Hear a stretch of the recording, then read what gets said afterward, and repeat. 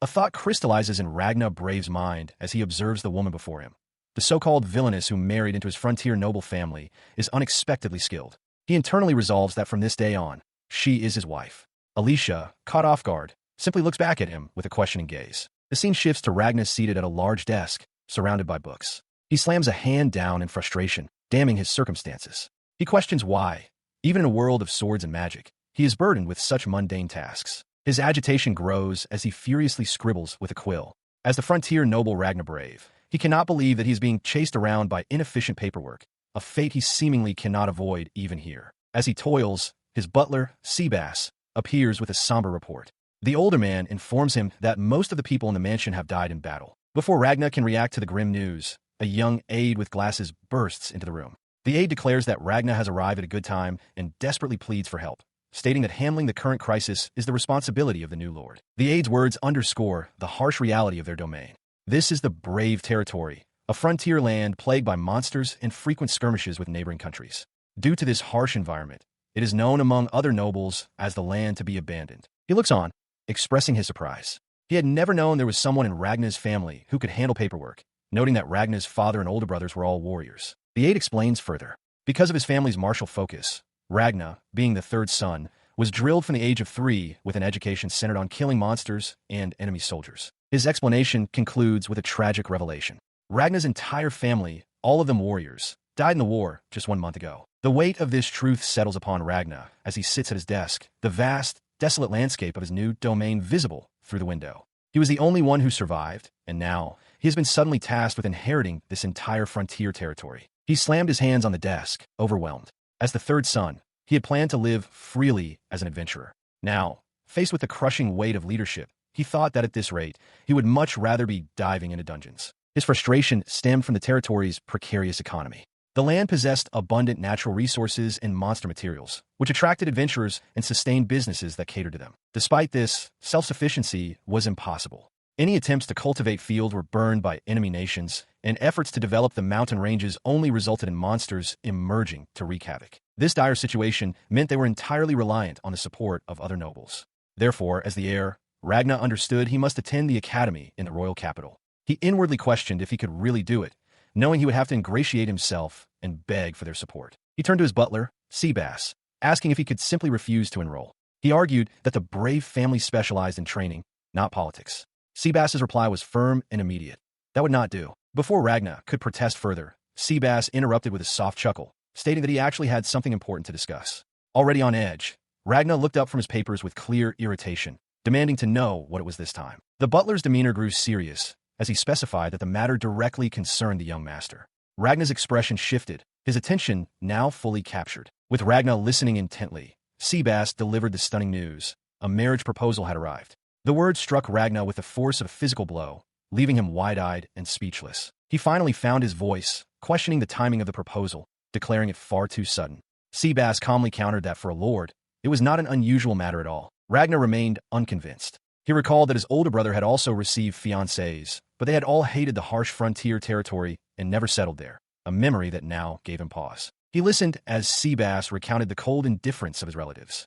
The butler explained that when he went to inform them of the family tragedy, they seemed relieved and did not even attend the funeral. His simmering anger finally boiled over. With a sharp snap, the pen in his hand broke as he contemplated putting an end to the marriage proposal. Seabass, ever observant, noted that such an action was unacceptable, correctly guessing the young master's destructive thoughts. The fury quickly evaporated, replaced by a manic, desperate optimism. After a moment of despair, he shot up, declaring a new plan. He would live in a dormitory in the royal capital and only return to manage the territory during long vacations. His butler, however, flatly stated that this was not possible. Unfazed, Ragnar insisted that Seabass decline the proposal for him, claiming he would be far too busy, and held out his hand for a spare pen. Seabass then revealed the crushing truth. The marriage proposal came from the Oldwood ducal family, the very same family that provides their territory with essential weapons and food aid. The revelation struck Ragnar with the force of a physical blow, leaving him utterly stunned. Struggling to process this, he frantically asked Seabass to confirm their noble rank. The butler affirmed they were earls, but with the crucial distinction of being frontier earls, a rank far below that of a duke, making the marriage proposal a potential reality he could not ignore. The name Oldwood echoed in his mind, triggering a cascade of memories. He suddenly understood. He knew this world. He recalled that a memory of his old life had revived long ago when he was struck by an orc, but he couldn't fathom why he had forgotten about it until this very moment. The truth flooded back in its entirety. He had been reincarnated. In his previous life, in a country called Japan, he had enjoyed playing a certain game. With dawning horror, he realized that the game he once played is the very world he now inhabits. He remembered the game's plot. It was an otome game where a commoner protagonist attends an academy for nobles and finds love. However, he also recalled a grim detail. The story was filled with frequent battles, and by the end, the royal capital was little more than a battlefield. Furthermore, he remembered that the game was terrible for one specific reason. A single character was always in the way: Alicia, the villainous daughter of the Oldwood family. Raised to be queen and the prince's fiancée, she possessed impeccable looks and talent. And now, Ragnar realized with dread she was here. He recalls more about the villainous Alicia. While she possessed a lovely face, her personality was the absolute worst. He remembers her as an incredible elitist who would show up with her entourage every day just to insult the game's commoner protagonist, telling her to know her place. This constant harassment escalated as the protagonist grew closer to the prince. Eventually, it led to a duel between Alicia and the protagonist over the prince. Ragnar recalls that the result was a crushing defeat for Alicia, who was immediately stripped of her engagement on the spot. Following her public humiliation, Alicia took responsibility for her actions. As punishment, she was sent away to marry a frontier noble. As the image of that frontier noble's desolate house flashes in his mind, a dreadful connection is made. That was his family's house. The full weight of the realization hits him, and he collapses face first onto his bed, utterly overwhelmed. He buries his head in his hands, thinking that if he ends up living with that noblewoman, it would be the worst thing imaginable. His mind conjures a vision of his future, a living hell filled with her verbal abuse every single day. Suddenly, a maid's voice cuts through his despair, announcing that the lady is about to arrive. He looks up to see Alicia already there, her expression unreadable. The thought that he'll have to go to the academy with her from now on fills him with nothing but despair. He turns to his butler, questioning Seabass about why a lady raised solely for the crown prince would be sent to their house. Seabass calmly suggests it is likely a way to dispose of a nuisance and make an example of her, especially since the brave territory has such a high death rate. Ragnar can only manage a weak, strained greeting. Seabass's voice remains steady as he reminds Ragnar that everyone, the maids, the chef, the woodsman, are all working tirelessly to support the brave family and ensure their collective survival. He walked alongside Seabass down the long, wood-paneled corridor, the weight of his butler's words pressing down on him. Seabass reminded the young master that he, too, must do his part. Ragnar could only offer a weary acknowledgement, his mind clearly elsewhere. His gaze drifted past the gates to the harsh, untamed lands of his domain. The winding road disappeared into the vast plains stretching towards the distant, jagged mountains, a stark reminder of the challenges that lay ahead. Meanwhile, inside the manor, Lady Alicia was being escorted through the estate. A household butler, with a deferential bow, gestured for her to continue, respectfully guiding his new lady deeper into her new home. She stepped across the threshold, her hand resting on the doorframe. With a cautious, intense gaze, Alicia took in her new surroundings, her expression a mixture of guarded curiosity and subtle unease.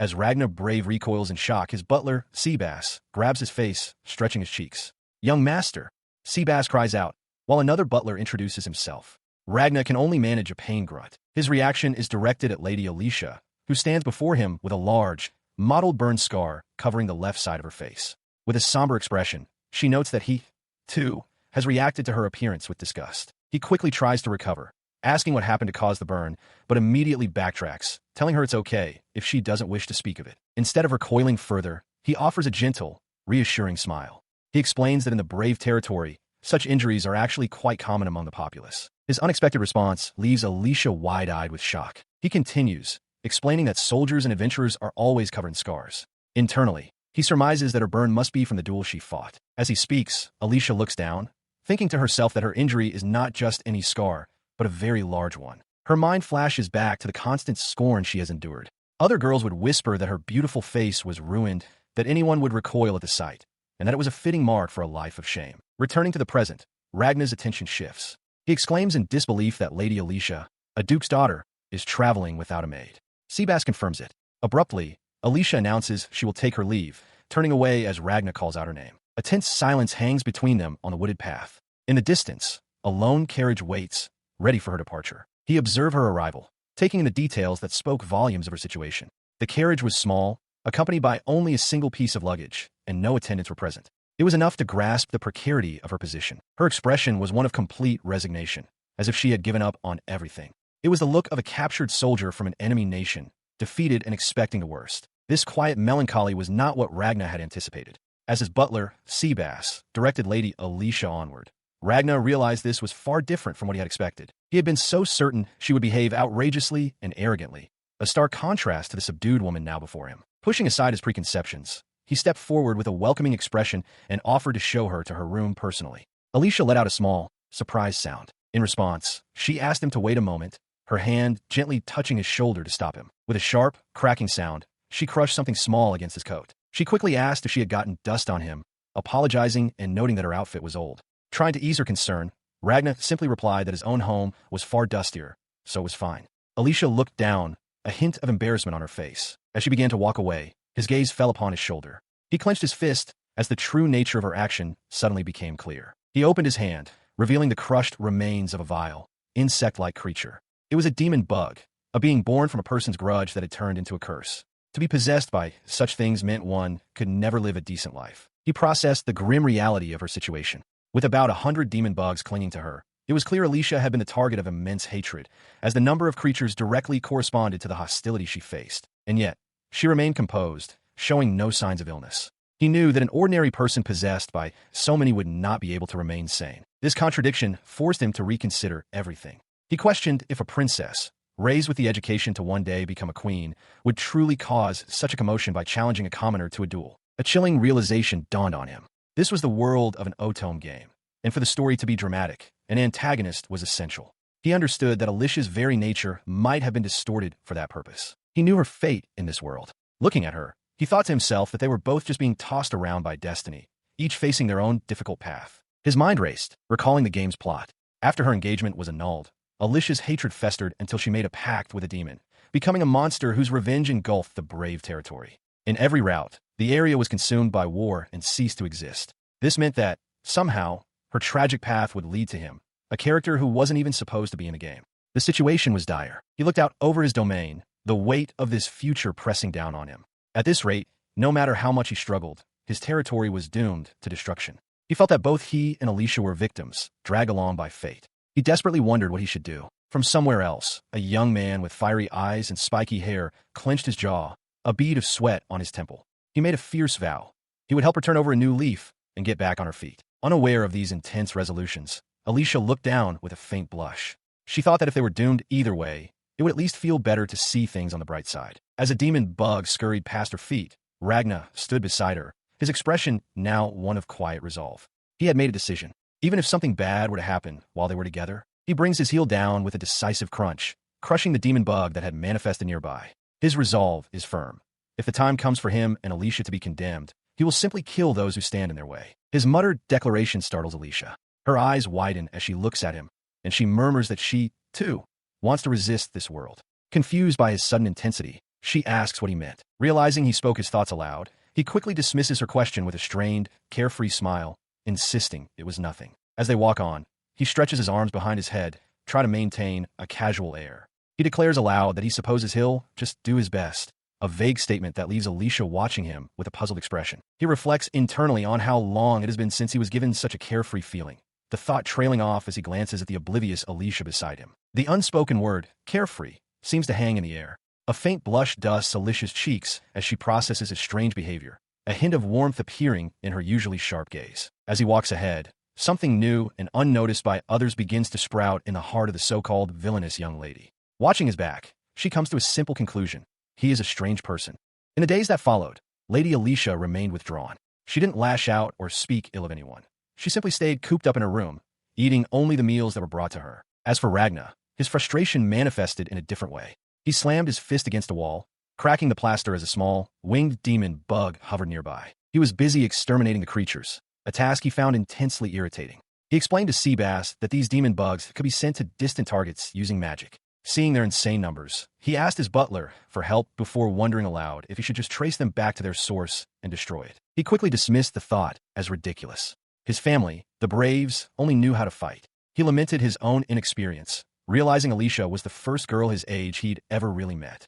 The true priority became clear. They needed to do something about Lady Alicia's heart, which was the very thing attracting the bugs. Seabass, ever composed, reassured him that it would be fine. His words, however, only prompted Ragnar to question what a normal youth was even supposed to be like, feeling completely out of his element. Then, an idea struck him. He recalled a social event from the game, a tea party at the academy, and decided to imitate it. To build a connection with Alicia, he would invite her to breakfast. With newfound resolve, he walked to her room and knocked firmly on the door. His knock escalated into an enthusiastic pounding as he yelled for her to wake up and join him for breakfast. Just as the door seemed about to break, it swung open. Alicia stood there, already awake, telling him to come in. Ragnar sighed with relief, admitting to himself he'd been worried she might do something drastic.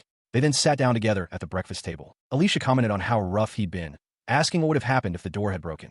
Holding a hammer, Ragnar confidently dismissed her concern, boasting that repairs were something he was well practiced in. He quickly changed the subject, urging her to enjoy her breakfast and coffee. She hesitantly brought the steaming cup to her lips. With a look of uncertainty, she took a small slurp. The bitter taste was clearly a shock. She coughed in her napkin as Ragnar asked what was wrong. Embarrassed, Alicia apologized and admitted that it was her first time drinking coffee, as she usually drank tea at home. Ragnar could only stare, stunned by the revelation. He offers to add sugar to her drink, apologizing that he couldn't prepare any sooner. In this world, he explains, it's an expensive luxury they can't often afford. Alicia, however, assures him that it's fine. Taking a sip, her face flushes at the unexpected sweetness. Ragnar cautions her against drinking it before bed, or she might not be able to sleep. As she enjoys her coffee, he begins to eat something from his own plate with a distinct crunch. Her attention snaps to his meal. She asks what he is eating, her eyes widening in alarm as she sees the monstrous-looking fare. She wonders aloud if it's poisonous. Ragnar calmly clarifies that it's monster meat, explaining that the boys of the Brave family are essentially raised on it. He continues, admitting that while the taste leaves much to be desired, one gets used to it if they start from a young age. During times of war, it becomes an invaluable source of food. Alicia listens, her expression thoughtful as she processes this harsh reality. This prompts her to ask why he insists on doing so much himself. Ragnar's expression turns serious as he explains that they are simply shorthanded. Many of their servants recently died in battle, and if needed, even the remaining staff will fight. Alicia seems to understand. He elaborates on their way of life, stating that what the people of his land honor most is the act of surviving tenaciously and getting back up again. As he speaks these words, his hand gently comes to rest on her face, his fingers lightly touching her jawline. He looks into her eyes and tells her that here, they do not deny their scars. In fact, they are proud of them. He calls her a truly remarkable person, then lifts his bangs to reveal a scar on his own forehead, adding that he, of course, has his own as well. He pulls back, slightly embarrassed, explaining that getting so close is a habit from when he inspects soldiers' wounds. He then confesses that this was the reason he invited her out today. As he speaks, a blush spreads across Alicia's face. She looks at his hand, thinking to herself how small it is. Ragnar, meanwhile, gazes toward the horizon and remarks that in the face of nature, human conflicts feel so insignificant. He smiles warmly, readily agreeing to her request to see the land. A flustered Alicia accepts his offer, stating she will go. Her agreement, however, leads them deep into the wilderness. She trudges along, exhausted and annoyed, muttering to herself that while she did say she'd go, no one mentioned the tour would be through rugged mountains. Their destination is the Udana mountain range, a massive formation near the Brave territory. This area is known to hold rare plants and minerals that cannot be found in the royal capital. As they walk, Alicia voices her confusion, admitting she had assumed they would be visiting a town to see local specialty goods. Ragnar cheerfully confirms her observation from the journey, that they simply don't have such things here. He continues, explaining that the only form of entertainment in the territory is gambling. He recounts grimly that he's even heard of someone betting on his own father's death in battle, and that Seabass had a deal with the person who profited from it. Faced with this harsh reality, Alicia is momentarily taken aback. She quickly composes herself, reasoning that it was the same with the coffee. If this is what's normal here, she resolves, then it's fine. Her attempt to adapt does not go unnoticed. Ragnar internally observes her efforts and suggests they take a break. After taking a sip of water he offers, Alicia's eyes widen in surprise as she exclaims how delicious it is. He explains that the pristine quality is a product of their unique environment. The high altitude and low evaporation of the Udana mountain range create a natural water clarity she won't find in the capital. He tells her that although the land is harsh, learning about it can make it more bearable. He then elaborates on this idea, sharing the fundamental teaching of the Brave family. To survive, one must know. Enemies and allies live on the same earth, so one must understand them deeply and prepare. He notes that he's heard a proverb with the same meaning in a far-off world. Listening intently, Alicia agrees. Standing on a ridge overlooking a vast, sun-drenched canyon, Ragnar and his companions survey the landscape. He reflects on the nature of this land, a place where people decide everything for themselves based on their own understanding and are willing to fight for it. He turns his head slightly, continuing his thoughts aloud to Alicia. He explains that he has seen the expressions of the people living here, and it is not the grim place that rumors made it out to be. He clarifies, however, that while it's okay to laugh, the people of the brave territory do not. He soberly states that it is a place where people gamble with life and death for entertainment. Alicia processes his words, understanding this grim stoicism as a decision made after much contemplation. Suddenly, Ragna leaps onto a nearby rock, startling her. He cheerfully announces their destination is just ahead and urges them to move forward. In response to his abrupt shift in mood, Alicia grabs his chin, turning his face towards her. She challenges him directly, stating that if he claims people don't laugh, then he should be the one to make her laugh. His expression softens. Instead of a verbal reply, he gently takes her hand in his touch firm yet tender. He looks at her and simply remarks that she is a strange person. The unexpected gesture and comment leave Alicia completely stunned. A deep blush spreads across her cheeks as she stares back at him, momentarily speechless. The moment hangs between them, underscored by the breathtaking vista of the territory stretching out below, bathed in the brilliant light of the sun. Standing together before the magnificent view, Alicia, still blushing, lets out a quiet gasp of awe. Ragna watches her reaction with a gentle, satisfied smile. He then turns to her, beginning to ask a question before changing his mind. Noting that she must be hungry after their walk, he kneels down and begins to unpack a light snack from a bag. He tells Alicia that she can call him without honorifics, as he isn't used to them either. A bit flustered, she dismisses it as a small matter, but he agrees with a smile. She then begins to speak his name, a thoughtful look on her face. As she blushes, her thoughts drift to the difficulty of making a decision and accepting the outcome. Ragna watches her, his expression turning serious. He asks what she would do if, even after accepting an unavoidable outcome, she came to regret it. He wonders aloud if her solution is merely a nice-sounding answer. He continues his line of questioning, describing a scenario where choosing one side means losing the other, a loss about which nothing can be done. His gaze is fixed on the desolate landscape as he poses his final, star question. What if there is nothing left? Alicia answers quietly, her eyes downcast as she reflects on her past. She states that she has lived her entire life for a single purpose. If she were to lose that, then nothing would be left. The weight of her own words strikes her.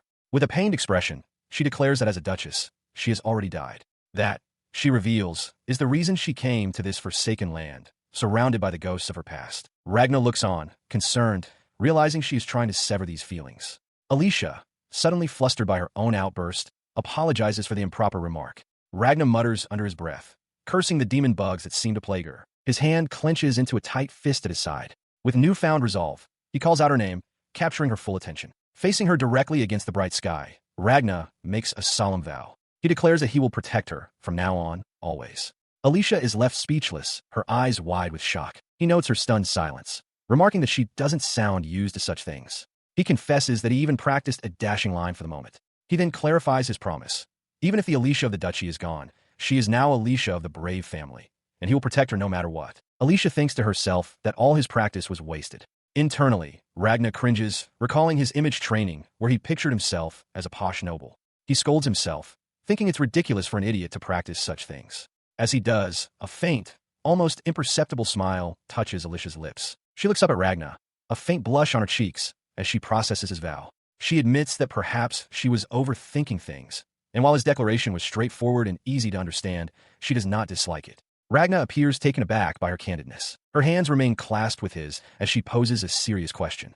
She asks if he will still protect her, even knowing that if she returns to the academy with him, she will likely be exposed to a great deal of malice and hostility. He responds without a moment's hesitation, a confident smile spreading across his face. He assures her that he is good at handling such matters and that she can leave it all to him. Then, turning away, he calls a name into the distance. Onyx, leaving Alicia bewildered by the sudden shout. In response to his call, a colossal black dragon descends, its immense form casting a shadow over them.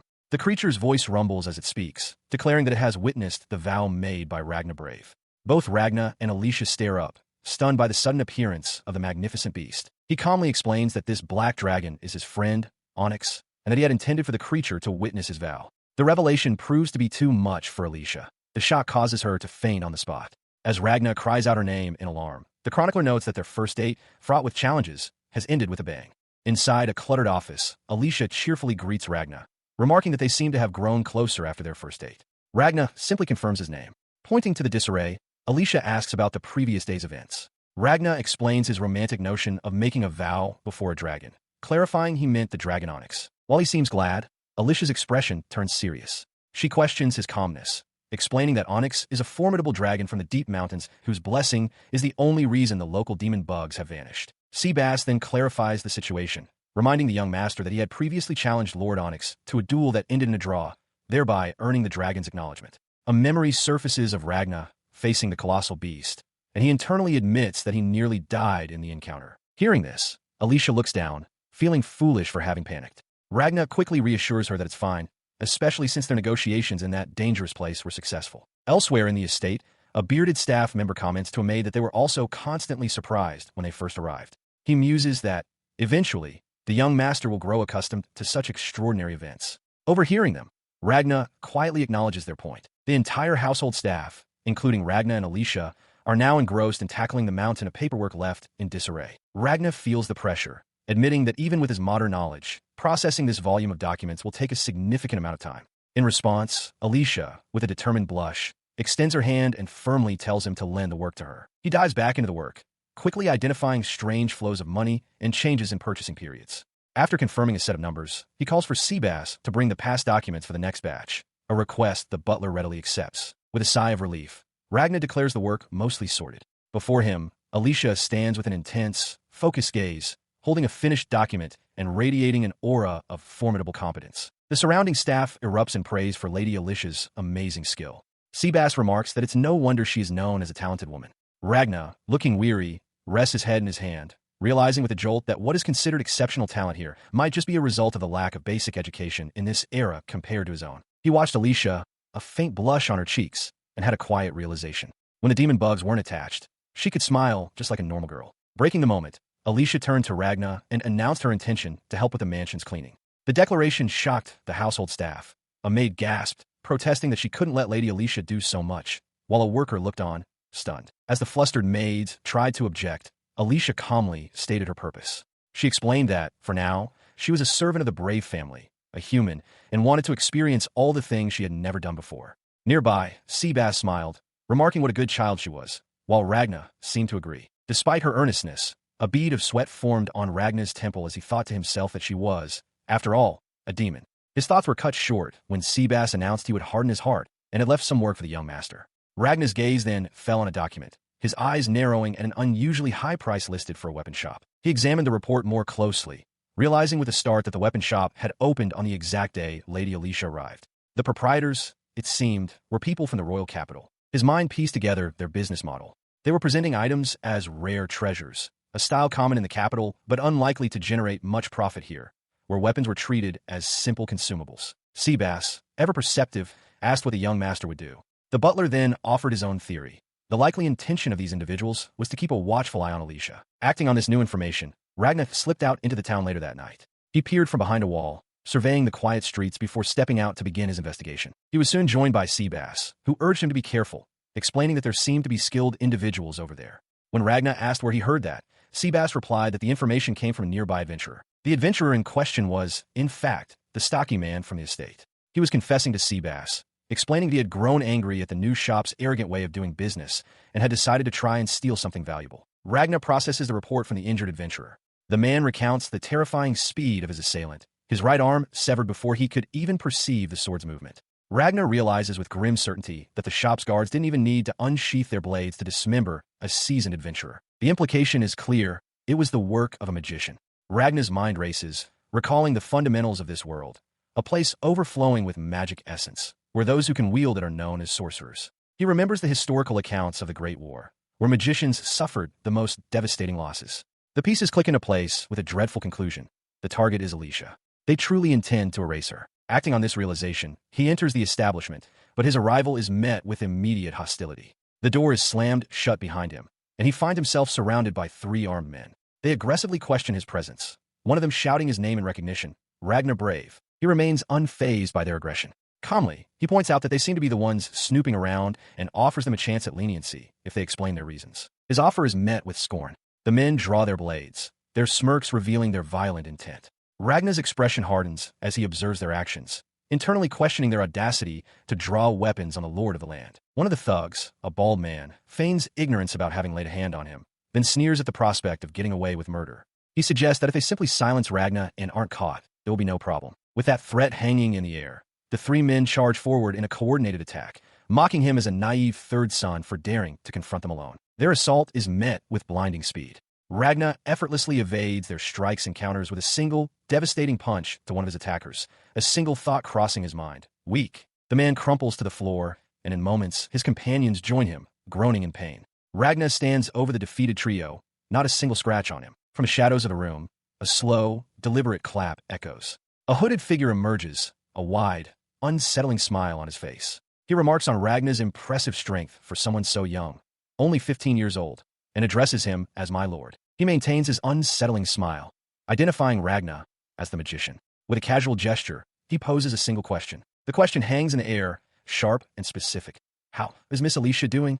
Ragna's expression hardens, his gaze fixed on the man before him. The hooded man doesn't wait for a reply, instead chuckling to himself. He revels in the thought of the prodigy, the so-called genius Alicia, falling under the influence of his gift. Behind him, the spectral form of a monstrous insectoid creature looms. A dark realization dawns. Ragna's hand tightens on the hilt of his sword as a vision flashes through his mind. Alicia, her eyes hollow, surrounded by shadowy figures.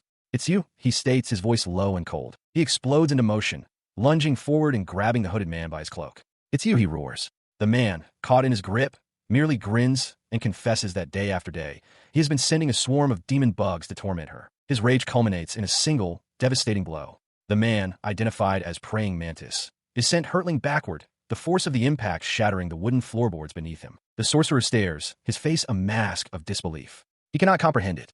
Lady Alicia, living freely with a smile, he mutters, the idea utterly impossible to him. Ragna explains the man's flawed plan.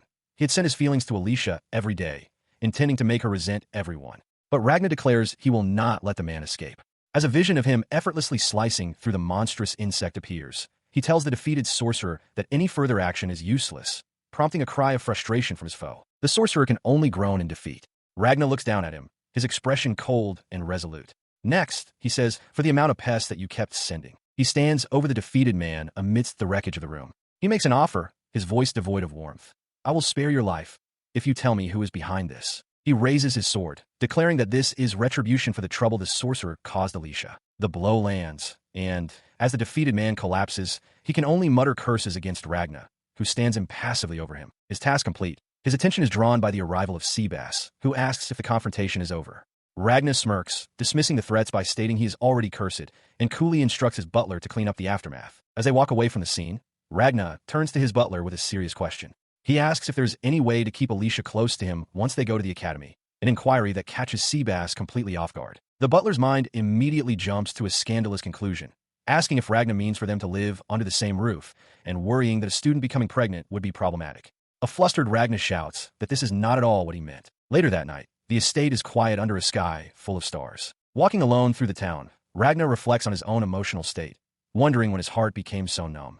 He questions if this is the first time he has taken such extreme measures since avenging his father, and a new anxiety surfaces, whether he will be able to fit in at the academy. Meanwhile, inside the manor, Alicia sits at her desk, diligently preparing a list of things about the academy she needs to tell Ragna.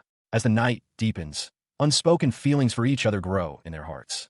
A few months later, Ragna Brave observed Alicia working in the garden of the estate. He notes to himself that they are set to depart for the royal capital the next day, expressing a slight shame that he won't be able to harvest the daikon radishes in time. He internally questions whether this is appropriate work for a so-called villainous noblewoman. Because of this shift in focus, the resources once allocated for Alicia's higher education have been redirected to household chores. This has, in turn, led to the emergence of a truly talented woman, adept at managing the estate and its staff, including Seabass and the maids, and even earning Ragna's admiration. The staff's deep affection for her is palpable. One of the maids, looking out over the fields with tears in her eyes, cries out her name in distress. Alicia-sama. On the day of their departure, that same maid clings to Alicia, begging her not to go. The other staff members murmur that it would be fine for Lady Alicia to remain at the mansion, noting the stark difference in treatment. Alicia, however, firmly declines, instructing them to eat the vegetables she grew together and promising to send more to the academy once they are ready. As Ragna prepares to leave, another maid presents him with a thick leather collar. She explains it was something the young master used to wear when he was little and that he should use it to reprimand himself in the event of any outrageous behavior. With their final instructions given, the staff shouts farewells as the carriage pulls away, urging the young master to eat his vegetables and not catch a cold. One even threatens another with mopping the floors as punishment should any harm come to Lady Alicia. Inside the carriage, Alicia looks at Ragna with a warm expression, remarking that he is truly loved by everyone and that she feels a bit envious. He looks away, reflecting that this is the first time in his life he has ever traveled outside his own territory. He recalls the moment of his departure, announcing, "I'm leaving now," to his assembled people before the carriage began its journey across the vast, rolling landscape. As their journey continues, Seabass points out that the royal capital is now visible in the distance. This sight prompts Ragna to turn to Alicia with a serious look. He admits his request might be pathetic, but he has a favor to ask. He earnestly asks her to show him how to buy a ticket and how to ride the train when they arrive at the station. Alicia lets out a small giggle at his innocence. She assures him to leave it to her, then playfully tells him not to laugh, since it is, after all, his first real outing. He walks with Alicia toward the capital, where she notes the impending crowds and playfully suggests putting a collar on him to prevent him from getting lost. Ragna flatly refuses, questioning her strange sense of humor. His expression then shifts to one of dawning recognition as he stares at the object in her hand, realizing what it is. They arrive at the royal capital, Ether, a massive city of over 1 million people protected by a barrier from an ancient sage. As they walk through its streets, Ragna observes that it feels cramped compared to the brave territory, but also notes the absence of monsters and war, understanding why so many people gather there. Continuing on, he asks Alicia if their dormitory is on school grounds. She confirms that it is, adding that the dorms are separated for boys and girls, a detail that seems to delight him. His attention is then drawn to a strange new sight, a train crossing a distant bridge. Their journey ends before a shockingly run-down building. Ragna stares in disbelief at their shabby new home, while Alicia points out that, contrary to what she'd said, boys and girls are housed together. She then finds a letter from Seabass, noting that their lodgings are also quite far from the school. Holding the letter, Alicia immediately grasps the situation. She understands that Seabass has orchestrated this, spreading the word that Ragna is living in a run-down dormitory. The purpose is to subject him to public humiliation, a political maneuver meant to appease the nobles who oppose his return. Ragna, however, seems unfazed as he reads the letter, which he calls a brave script. He muses that the isolation is actually convenient, though cleaning is necessary, and even considers growing vegetables in the courtyard. Alicia simply agrees with his pragmatic assessment. His calm facade breaks as he suddenly crushes the letter in his fist. A line from a note is revealed to contain a highly inappropriate suggestion from Seabass. The butler's message continues, stating that ensuring they live together was all he could do, and wishing Ragna luck on the exam he must pass to enter the same upper class as Alicia. The letter goes on to explain the system at Ethernam Academy. It gathers the nation's noble children and divides them by rank. The upper class is for those with potential for royal marriage, while all others are placed in the lower class. Ragna realizes his path, even if he passes, will be difficult. A path for advancement does exist, however. The letter clarifies that even commoners can enroll if their magic or knowledge is recognized as exceptional, granting them the status of descendants of sages. Taking all this in, Ragna stands with his arms crossed, his expression firm. He acknowledges their difficult positions, a noble from a remote land and a so-called villainous. Despite the challenges ahead, his resolve is already set. He stood with Alicia outside their new, dilapidated quarters, his expression hardening with resolve. If the Academy's exam was a contest of skill, he vowed to her he would show them that they could win. Upon arriving late at the examination grounds, he was met by a large, muscular instructor who chided him for his tardiness. The examiner expressed his annoyance that a noble from a remote land would keep an upper-class teacher waiting. Ragna apologized, explaining he got lost. Unimpressed, the examiner instructed him to begin with the basic magic test and unleash his maximum output at the designated target. As Ragna took his stance, the examiner crossed his arms, muttering with exasperation, "Good grief, why me?" A flicker of recognition crossed his face. He now understood he was being tested by this specific examiner. In the next instant, a colossal blast of magical energy erupted from the target, catching the examiner completely by surprise. The force of the explosion blew a gaping hole through the solid stone wall behind the testing apparatus, sending a shockwave that contorted the examiner's face in disbelief. Stunned and sweating, the teacher stared at the devastation, wondering who this boy could possibly be. From the other side of the clearing, Ragna calmly asked if he had passed, noting that there were still more tests to come. The examiner regained a fraction of his composure. He conceded that Ragna had some skill in magic, but declared that he would unfortunately never pass the test. He then produced 2 wooden practice swords, announcing the next phase, a swordsmanship test. The rules were simple. If Ragna could defeat him, he would pass. With his shirt now discarded, the enraged examiner swung his sword down. Ragna confirmed that magic was prohibited, and the teacher snarled that if he couldn't fight anymore, he would fail. Ragna coolly accepted the terms, ready to end it quickly, as the examiner cursed him as a barbarian. He effortlessly evaded the furious overhead strike. Crouching low, he let the wooden blade slam into the stone floor behind him, shattering it on impact. He stands over the defeated examiner, holding the 2 halves of the man's broken wooden sword. Examining the splintered ends, he discovers an iron core hidden within. "Oh," he remarks calmly, "you had iron inside. Mine was just a normal wooden sword, though." That's strange, isn't it? As an unseen observer asks about the commotion, Ragna confronts the examiner directly. He explains that his own wooden sword broke for a specific reason, leveling an accusation. You intended to fail me if I couldn't fight anymore, didn't you? The confrontation is interrupted by the arrival of a new, imposing figure, Vorzia Grand Cascade, the school principal. Ragna's composure shatters, his eyes widening in shock. This unexpected encounter raises a critical question. Will it prove fortunate or disastrous? A bead of sweat forms on his brow as a new suspicion takes hold. Was this your doing? He wonders. Ragna stands before the imposing figure of the school director, Vorzia Grand Cascade. With arms crossed, the director confirms Ragna's understanding. Today is indeed the day of the transfer exam. He remains still as he internally assesses the man. Vorzia holds the title of sage and hails from a ducal house. Ragna concludes that attracting such a powerful individual's negative attention would be deeply troublesome. The director continues his silent, intense scrutiny of Ragna. He strokes his long beard, his expression unreadable, as Ragna waits rigidly under the weight of his gaze. After a tense pause, Vorzia delivers his verdict with startling simplicity. You pass. The words catch Ragna completely off guard, his face a mask of shock. He questions the decision, but the director assures him it is fine, explaining that there is little difference in bloodline between the upper and lower ranks. When Ragna asks if it is really okay, he receives confirmation and offers his thanks. With that settled, Vorzia poses a direct question to the young man. He asks if, with this in mind, Ragna wishes to join the upper class. The director's thought trails off with a but. The focus shifts to Alicia, who stands on a balcony, a faint, knowing smile on her lips. Ragna's response is firm and clear. He declares that there is someone he must protect here. Hearing this resolve, Vorzia simply accepts it, stating, very well. The examiner from before suddenly objects to the school director. He argues that Ragna is from Forsaken Lands and that his fiancée just caused an incident. Unmoved, Vorzia overrides him, formally acknowledging Ragna's admission into the upper class. The examiner lets out a terrified yelp as the director's fury erupts. His face twisted in rage, Vorzia bellows at the man, calling him an idiotic fool. He continues to berate the examiner, his voice low and menacing. He states that if the man identifies a problem, he should act as a proper teacher and provide guidance before trouble can arise. The examiner sweats, utterly cowed. With the matter settled, the director walks away, addressing Ragna and Alicia. He informs them that as a special exception, they will be allowed to use a specific dormitory, but cautions them to maintain a proper and decent relationship. Ragna, taken aback, can only manage a quick agreement. He arrives at his new quarters, announcing his return. Inside, he finds both the director and Alicia waiting. A realization strikes him. This is the same man who, in the game's story, helped the protagonist level up. Alicia, now in a dark academy uniform, rushes toward him, her face etched with concern. She asks if he is all right, and if anyone said anything strange to him. Ragna, slightly flustered by her proximity and new attire, assures her he is fine, privately noting that her uniform is cute. Later, while sitting with a cup, he explains the situation to a still worried Alicia. He confirms that he passed the exam, admitting that while it was an ordeal he wasn't eager to face, he made sure to succeed. She leans closer, her expression intent. She tells him she has been wondering for a while and asks him directly, what exactly is his magic disease?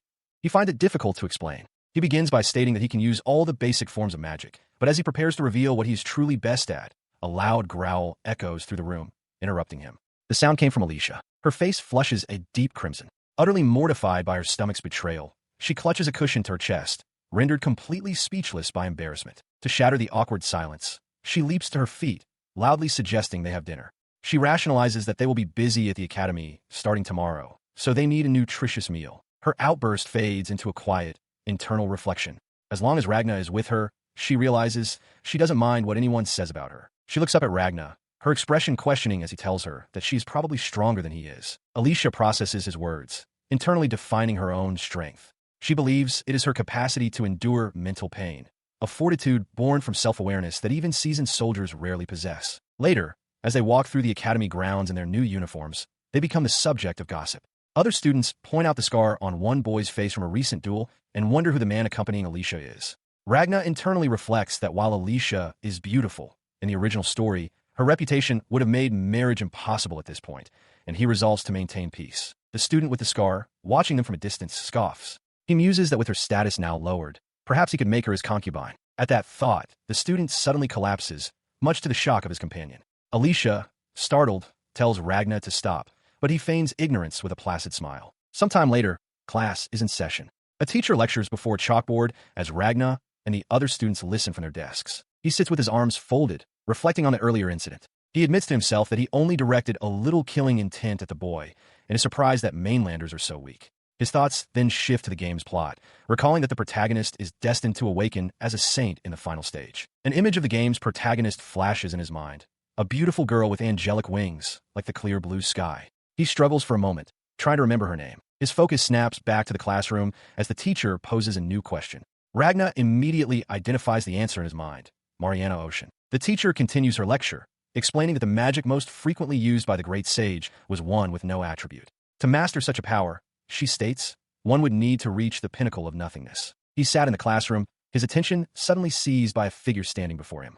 A young woman with braided hair and glasses beamed with a smug confidence, her expression as clear and untroubled as a blue sky. A jolt of recognition shot through him. It was her, the heroine of the game. In a classroom, the teacher confirms a student's correct answer to a trick question, praising her as expected of the sage's pupil. The student, identified as Mariana Ocean, smiles demurely. Nearby, Ragna's face contorts in shock at this revelation. Ragna has a stunning realization. Mariana is the heroine of the Otome game. He recalls that this is the 4th time this month other students have refused to sit with her, and that she is destined to have a romance with the prince. Meanwhile, Mariana discovers her glasses are cracked, lamenting that she should have requested a seat closer to the front. Despite her troubles, she turns down an offer with a flustered expression, insisting that it's totally fine and that she will manage on her own. A nearby student sighs, resigned to her polite refusal. From her desk, Alicia offers to switch seats. Ragna watches the interaction, his focus entirely on Alicia. Overjoyed and flustered, Mariana enthusiastically accepts, bowing repeatedly with apologies. Later, on a veranda, Alicia brings a plate to Ragna, teasingly remarking that men who dig up the past are no good. Ragna, sipping a drink, thinks to himself that he can't bring himself to ask her about what's on his mind. His thoughts are shattered by a sudden, loud crash from above. His eyes widen in alarm, and he instinctively reaches a hand out toward Alicia. A massive, curved blade smashes through the roof, aimed directly at Alicia. She lets out a terrified shriek as the weapon descends upon her. The attack is halted just before impact by a shimmering, invisible force. Alicia, unharmed but shaken, asks what it is. Ragna identifies it as a hidden barrier, noting the terrible damage to the building that he'll have to fix later. He calmly explains the magic he is using. It is a transparent barrier of the holy attribute, the same kind that serves as the guardian barrier covering the entire royal capital. Alicia stares at him, stunned. She asks how he can use magic without any incantations. Ragna simply states that it is convenient in many ways. He continues his explanation, clarifying that while most people think of magical barriers as simple, static walls, his own abilities are far more versatile. With chantless casting, he demonstrates the rules are different. Alicia watches in astonishment as he begins to pour from a kettle, the stream of liquid hovering and bending in midair at his command. He effortlessly guides the coffee into a cup, explaining that his magic can be molded into any shape, a feat that leaves Alicia speechless. The spectacle attracts the attention of Mariana, who marvels at the cute, floating cup. Ragna then adds that there are other key differences, such as those between common barriers and the sophisticated ones protecting the royal capital. Alicia processes this, her mind racing. She correctly deduces that his barrier can selectively choose what to allow through, a concept he confirms with a simple correct. He elaborates on the nature of advanced barriers, explaining they can be freely controlled to filter what passes through and what is repelled. However, he notes a limitation.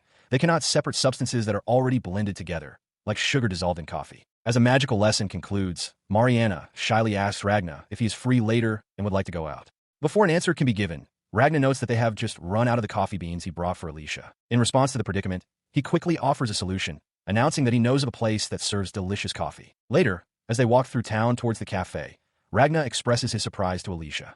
He asks how she knew of this place, impressed that she has friends even amidst the tense social situation at the academy. She explains that a friend told her. Recalling the memory, she mentions that one day, during lunch at the library, someone struck up a conversation. Discovering a shared interest in coffee, they became friends, and this person recommended the shop. She leads the way to a specialty coffee shop, its sign bearing the name Ocean. Announcing that this is the place, she gestures towards the entrance. As they enter, the young woman with braided hair and glasses turns and, with a look of surprise, asks if the person with her is indeed Alicia. From inside, Ragna calls out to the girl, Mariana, noting that she had been standing motionless in front of the store. His expression then shifts to one of utter shock as he realizes Alicia is standing right behind her. He confirms to Alicia that this is Ragna, the coffee lover she mentioned. Ragna formally introduces himself to Mariana, who greets him with a thoughtful as she sizes him up. Mariana then turns to Alicia, asking if they are in the same class, and remarking that they've never spoken before. When Alicia confirms this, Ragna asks Mariana if she is also a noble. The question seems to startle Mariana. She stammers, realizing she is in the presence of nobility, and questions why Alicia is with Ragna. Alicia calmly states that he is her fiancé, causing Mariana to become completely flustered as she apologizes profusely. Her panic intensifies as she collapses to the floor, crying out in terror and asking if she will be executed for not realizing their noble status. Ragna can only stare, completely baffled by her extreme reaction. Inside the now-quiet cafe, Mariana remains on the floor, declaring her mistake unforgivable. Alicia insists that she did nothing wrong and apologizes for her own part in the misunderstanding. Mariana then explains that she was simply excited at the prospect of finally making a friend. Ragna, observing the scene, internally reflects on how disappointing the main heroine is turning out to be. She clarifies the source of her confusion, explaining that she had seen Alicia drinking coffee in the library and had incorrectly assumed she was also a commoner. Ragna considers this, remembering that coffee is indeed seen as a commoner's beverage. Mariana continues, stating she had heard there would be 2 disciples of the sage this year and had simply assumed Alicia was the second one. The information hits Ragna with force. This is different from the game. He wonders if there is another disciple. He asks Alicia if she was unaware of the commotion he had caused. With a slight smile, Alicia confirms this, adding that it was precisely why she had been acting alone. His attention then shifts to the other disciple, Mariana. He asks why she didn't know about the uproar over the decision. Mariana looks down, flustered, finding it hard to believe that such an important incident was happening entirely without her knowledge. She continues, recalling the events of that day. A sudden realization dawns on her that she is not in the capital, and she explains that she had accidentally taken the wrong carriage on her way to the academy. Ragna processes this information, noting the incredible timing of her mistake, right on the day of an important event. He wonders if it was a coincidence or something more, then asks her directly why the carriage went somewhere else. As the 3 stand together, Alicia interjects. She addresses Mariana, stating that she'd heard Mariana was a genius at magic, but also rather scatterbrained. Mariana's expression brightens at the mention of her skills. She cheerfully confirms she is good at magic, but then adds that her parents say she is useless at everything else. The mention of her parents prompts Ragna to begin asking about them. Before he can finish, Mariana's demeanor shifts dramatically. She quietly reveals that her parents are dead, having passed from an illness a year prior. The sudden change in tone stuns Ragna, and at Alicia's soft utterance of his name, he quickly apologizes for being so inconsiderate. She offers a gentle smile, assuring them that it's fine. Mariana explains that the reason she is where she is now is entirely thanks to her parents. Changing the subject to lighten the mood, she remembers her duties as a host. Noting that she invited them but hasn't served them anything, she offers both Ragna and Alicia some coffee, which sits prepared beside a slice of cake. Alicia accepts the offer. After taking a sip from the cup, her eyes widen in genuine surprise as she exclaims how delicious it is. She takes a sip and her eyes widen in surprise. She declares it amazing, completely different from the coffee Ragna makes. Ragna, tasting it himself, can only agree as Mariana chuckles softly. He wonders aloud what could make Mariana's so different when they used the very same beans. From the doorway, Seabass offers a poetic explanation, suggesting the bitterness in Ragna's brew is a metaphor for his life, much to Ragna's bewilderment. As Mariana looks on, puzzled, a flustered Ragna insists that his butler is only joking. Alicia, however, seems delighted by the turn of events, announcing that she will now consider Mariana her mentor, much to Ragna's dismay. Mariana considers this, a thoughtful expression on her face. She finds it strange. They are both nobles, yet they aren't the least bit frightening to her. Her thought triggers a memory from long ago. A neighborhood kid had once given her a stark warning. Defy the nobles, even slightly, and you will be killed. She remembers that during that same period, she was struck by a noble's carriage. Just as the child's warning predicted, the occupants of the carriage showed no sign of caring, leaving her injured on the road. The accident caused her eyesight to worsen. It was then that her parents heard a rumor that coffee could improve vision, and so, the family began drinking it together. Returning to the present, Mariana explains with a cheerful laugh that before long, the entire family had become coffee fanatics, captivated by its richness. Alicia listens intently, then asks if Mariana is good at magic. With a confident yes, Mariana begins to declare that among all her skills, the one she is best at is her greatest skill, she explained, is recovery magic, the power to heal people. Alicia reacted with astonishment, asking if such an ability wasn't extremely rare. Ragna quietly confirmed that it was. He recalled the details from the game, where Saint Mariana possessed immense power, capable of healing any disease, exorcising demons, and even regenerating lost limbs. However, in this reality, the ability to use recovery magic on others was exceptionally uncommon. Mariana then shared her personal reason for pursuing this path, recounting how a year ago, she was helpless when her parents fell ill. She resolved to study hard, so that if she ever had someone precious to her in need again, she would be able to save them. Moved by her story, Alicia embraced her tightly. After the moment passed, Mariana glanced around, noting the absence of any other customers. In response to her observation, Ragna sheepishly admitted that he was the last one to enter and had closed the door behind him. Alicia stared at him, aghast. Her shock turned to fury. She grabbed Ragna by his collar, barking that he was obstructing business and demanding he open the door at once. Mariana quickly stepped in, reassuring them that it was all right. She explained that she had been focusing on her studies lately and was closing on holidays regardless. As they prepared to leave, Alicia asked if Mariana wouldn't be entering the dormitory. Mariana replied that as the sage's child, she would likely be exempt from certain requirements. Ragna then thanked them both for the day. She stood in the doorway with a gentle smile, declining the notion of moving. I like this house, she stated simply. Looking directly at Alicia, she made a heartfelt offer. If you have any problems at the academy, she said, please let me know. The sincerity of the gesture left Alicia momentarily stunned, seeing Mariana in a dazzling new light. A blush crept onto her cheeks as she replied, those words alone are enough. Thank you. Alicia, looking slightly flustered, approaches Ragna and Mariana, asking what they're talking about. With her hands clasped together, Mariana makes an earnest and unusual plea to Ragna to please give Alicia to her. Ragna immediately shuts down the request with a firm absolutely not. Later, as he and Alicia walk together under the night sky, he glances over at her. A faint blush dusts her cheeks as she looks ahead. His thoughts drift to his earlier conversation with Mariana. She had called Alicia a good girl, explaining that when she first saw her, she noticed Alicia had the same kind of beautiful eyes as Ragna, eyes that look straight at a person. He understands now. It's a trait of people with a strong inner core. They develop that kind of unwavering gaze. He agrees aloud. Alicia then turns to him, asking if he has also met someone like that. Looking directly at her, Ragna replies that she's beautiful and cute, with eyes that carry a strong will, as if resisting fate. Stunned by the direct compliment, Alicia blushes deeply, asking if he's trying to act like a prince. He demurs, saying he isn't the princely type. And so, the two of them continued their walk, casually flirting with each other. In the original story, they were fated rivals, the villainous Alicia and the commoner protagonist, Mariana.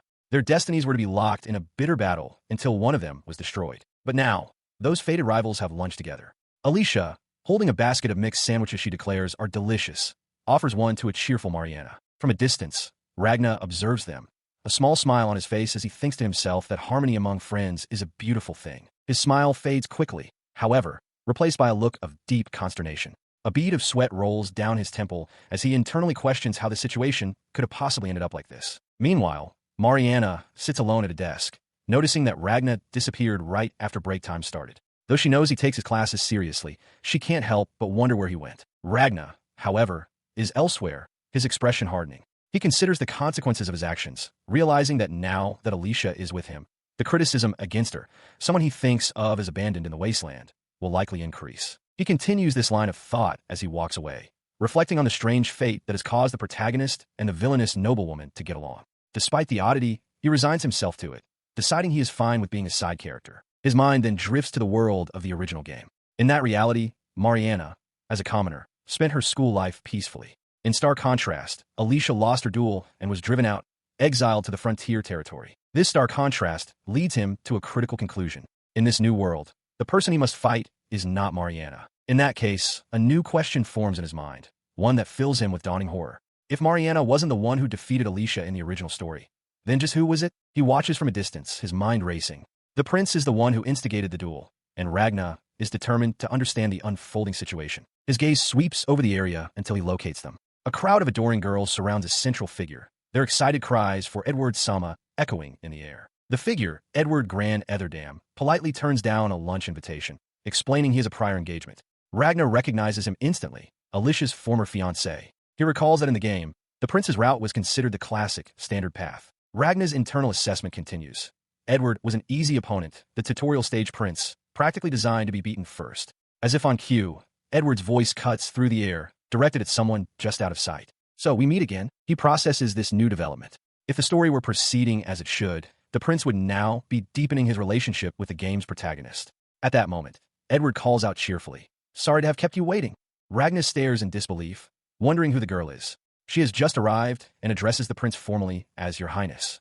Edward, however, gently corrects her, asking her to call him Edward and addressing her as Patricia. He leans closer to Patricia, reminding her of their first meeting in the castle town before they started at the academy. He points out that back then, she called him by his name without any hesitation. Patricia, flustered, explains that she didn't know he was royalty at the time. Edward dismisses her concern, declaring that their reunion at the academy must be fate. Taking her hand, he insists further. Because it's her, he wants her to call him by his name, not his title. Patricia is left speechless, her face flushing. Overwhelmed but charmed, Patricia shyly manages to say his name, Ed. Ward. From his hiding spot, Ragnar can only watch the saccharine scene unfold, finding it utterly embarrassing. He remains stunned, processing the scene. The name Patricia echoed in his mind. There was no such character in the game he remembered. The implication was staggering. Had this unknown person completely replaced the original heroine, Mariana? His foot stepped forward almost involuntarily as he continued to watch Patricia gently rebuff Prince Edward. He had to know who this person truly was. As he watched, four other handsome young men converged on the pair. They all vied for Patricia's attention, declaring that they wouldn't let the prince get ahead and reminding her not to forget about them. One even called her a bad person for so completely capturing their focus. His eyes widened in dawning horror. He realized that every single one of those men were the game's romanceable targets. The scene before him confirmed his fears. Patricia, now surrounded by all five men, cheerfully invited everyone to have lunch together, creating the perfect image of a reverse harem. She then offered a lunchbox, happily stating that she had made extra portions as usual, cementing her role as the group's central figure. He processed the sheer impossibility of it all. Patricia had not only taken the protagonist position, but had also triggered the affection flags for all the romanceable men simultaneously, a feat that should be impossible on a first playthrough. Furthermore, he knew these men were all heirs to their family's headship and should already have fiancés, making the entire situation incredibly problematic. He resolved then and there to stay away. He had no intention of getting involved with the reverse harem group. A grim thought surfaced. In a contest this heated, it wouldn't be surprising if someone met a mysterious and violent end after graduation. As he turned away, another realization settled in his mind. Just as he thought, there was one other person who needed to be watched carefully. His gaze shifted to a solitary figure.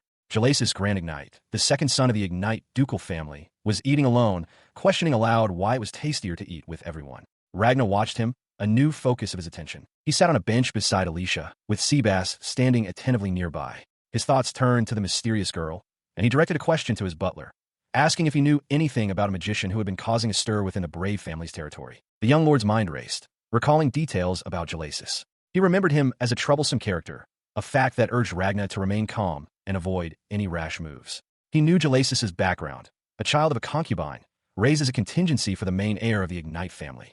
In the game, his path was a dark and heavy story, centered on rescuing him from his difficult family circumstances. This, Ragnar realized, was precisely why he needed to be cautious. He knew Galasis was a dangerous individual, one whose entire personality could shift dramatically based on the choices made around him, from a gentle, smiling boy to a menacing figure clutching broken chains. Despite the fact that the Ignite family had targeted him, he found it strange that he and Galasis had never once crossed paths. For the time being, he resolved to ignore the perplexing situation with Patricia and her collection of suitors. His gaze softened as he looked toward Alicia. His ultimate goal was simple: to ensure she could live a peaceful life and to prevent the potential ruin that awaited her in the future. As he stood firm in his resolve, a voice from behind suddenly remarked that peeking is not an admirable trait. Startled, he turned to find the imposing figure of the school principal, Vorzia Grand Cascade, standing on the rooftop behind him, radiating an aura of immense power. The principal demanded to know what Ragnar was doing there. Ragnar, addressing him as principal, was taken aback. Vorzia admonished him, stating that it was dangerous to be on the roof, and that Ragnar should be the last person to need such a warning. He quickly recovered, realizing this was the perfect opportunity. There was something specific he needed to ask the principal. His mind immediately jumped to Patricia. He recalled the unnatural blonde of her hair, with dark roots showing through, and the fact that she had somehow achieved an impossible reverse harem. With these pieces of evidence, he felt certain about her true nature. He looked directly at the principal and made his request. "Please tell me about the student named Patricia." Vorzia met his gaze and delivered a stunning confirmation, stating that a distorted fate was unfolding, and at its center was Patricia, a reincarnated individual, just like Ragnar himself.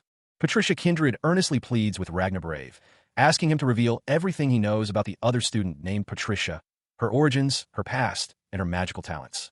Nearby, Principal Vorzia Grand Cascade observes, identifying the girl before them. The question of the second reincarnated person hangs heavy in the air. In a separate conversation, Alicia calmly refutes any accusations. She tells Ragnar she hasn't engaged in any secret manipulation, clarifying that the student in question was granted admission only after passing the official entrance examination. Her explanation does little to soothe Ragnar's suspicions. He recalls a previous event where the game's protagonist was deliberately separated from a group. He reasons that if this is Patricia's scheme, a noble must have assisted by switching the carriage. As his thoughts race, a single, chilling conclusion forms in his mind. The Ignite family is the most likely culprit. Back with the principal, Vorzia concedes Ragnar's point about being cautious. However, He argues that as long as their true objectives are unknown, it's better to have them enrolled and under observation rather than leaving them unchecked. Ragna lets out a weary sigh, his shoulders slumping slightly. He quietly muses that it would be nice to live peacefully, a wish that feels increasingly distant. Seeing this, Vorzia questions why he insists on living such a constrained life. He reminds Ragna that he is a student at the academy and has every right to enjoy his youth. Ragna's entire demeanor shifts in an instant. A wide, confident smile spreads across his face as he looks directly at the principal and asks, "Have you forgotten the pride of the brave family?" He clenches his fist tightly as Vorzia continues, lecturing that the blood of the brave naturally resists even the harshest conditions, fighting until the very last breath.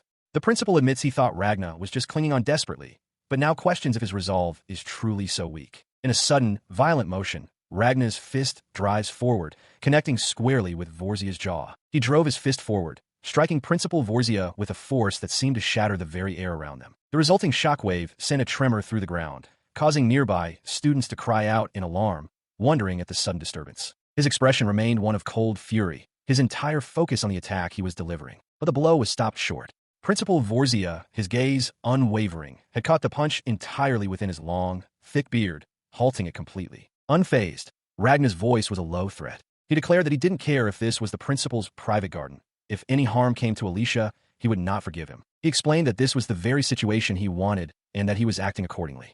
Standing opposite him, Vorzia listened, then challenged him. If this was what he wished for, he must prove it. The principal then conceded with a simple, "Fine." Vorzia's focus then shifted, mentioning Mariana Ocean.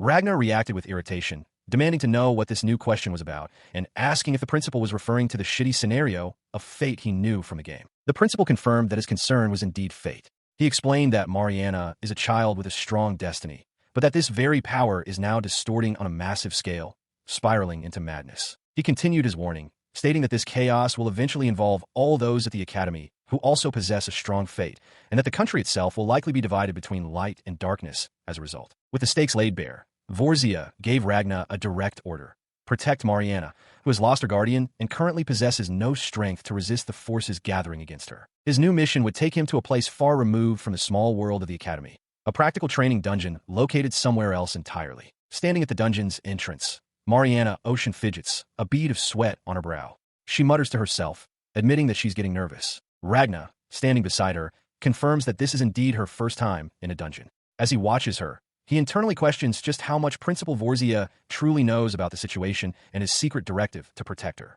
He feels a pang of fear as an instructor addresses the assembled students. The man explains that this is the practical training dungeon where they will apply the magic learned in class. While safety measures are in place, a moment of carelessness could easily lead to injury. Nearby, Patricia Kindred looks downcast, lamenting that she is just so weak. Prince Edward places a reassuring hand on her shoulder, thanking her for her honesty and promising to protect her. Ragna observes the exchange with a cynical eye. He realizes that for many here, the dungeon is merely a convenient excuse to get closer to their romantic conquest targets, a sentiment echoed by other fawning students nearby. His thoughts drift back to the game's plot. He recalls that an important event is hidden deep within this dungeon, centered around a sacred relic. He grimaces, wondering what he is supposed to do about the fake heroine, Mariana. His train of thought is shattered by a confident voice. Alicia has arrived, apologizing for her tardiness and telling the group to get moving. Ragna is stunned by her appearance. She looks less like a student and more like a battle-hardened adventurer. He feels a flutter of excitement, happy to see her again. Meanwhile, another student points at Mariana, cattily referring to her as the damaged girl. Not far off, another pair of noblewomen sneer. One, with distinct drill-like hair, scoffs at the commoner trying to cling to the academy by cozying up to others, calling her a persistent woman. Her companion eagerly agrees. Ragna's eyes widen in recognition. He realizes that the girl with the drill hair was once part of Alicia's inner circle. He watched as Lady Ekaterina surveyed the other students with open disgust. She sneered about the number of lowlifes present, complaining that even filthy monkeys from the slums and peasants were now pretending to belong. Her venomous words caused Mariana to flinch. Undeterred, Ekaterina loudly proclaimed that the institution was an academy for refined nobles, implying the others had no right to be there. Seeing her lady's displeasure, Ekaterina's companion stepped forward with a menacing glint in her eyes. She offered to drive out the filthy beings for her, her posture tense and ready for violence. Before the situation could escalate, Ragna's voice cut through the air as he called out to them, drawing their attention. However, his intervention was preempted by new arrival. Alicia suddenly appeared, her presence immediately silencing the confrontation and causing both Ragna and Mariana to startle in surprise. She addressed the fuming noblewoman with a cool, simple greeting. Enraged by this casual dismissal, Ekaterina lashed out, questioning how Alicia dared to act so smugly and blaming her for letting commoners run rampant. She spat the words, calling Alicia a damaged failure. Alicia remained perfectly calm. She conceded that she had done enough to deserve the hatred. However, she firmly stated that Mariana had nothing to do with their issues. She then directly challenged Ekaterina, inviting her to request a duel or anything else she desired. She then turned to Mariana, leaning in to whisper a quiet warning. Alicia told the girl that she didn't think she could win, not against the sage's disciples, and not against Alicia herself. Rendered powerless by Alicia's challenge, Ekaterina's rage boiled over. She shrieked that Alicia was only getting cocky because she had built a monkey mountain and that it suited her. She dismissed her with a final insult, telling her to just spend her life drinking coffee. A serene, almost beatific smile spread across Alicia's face. She met the insult with unnerving calm, replying that she would indeed drink the coffee, for the simple reason that she likes it. As she stands her ground, the noblewoman, Ekaterina, scoffs in disgust. Complaining about the unbearable smell of beans, she declares the encounter a buzzkill and promptly leads her entourage away. Ragna watches them depart, a knowing look on his face as he thinks to himself, I knew it. He, Alicia, and Mariana are left standing together in the aftermath. Turning to Mariana, Alicia apologizes, blaming herself for getting her involved with such a strange person. Mariana, however, looks at her with admiration and states plainly, Alicia, you are strong. She quickly adds that it wasn't just strength. She thought Alicia looked cool. Hearing this exchange, a warm smile spreads across Ragna's face. He realizes this is why he feels so strongly about them, why he ended up liking them so much. A moment later, Mariana cheerfully notes that the group also made fun of coffee.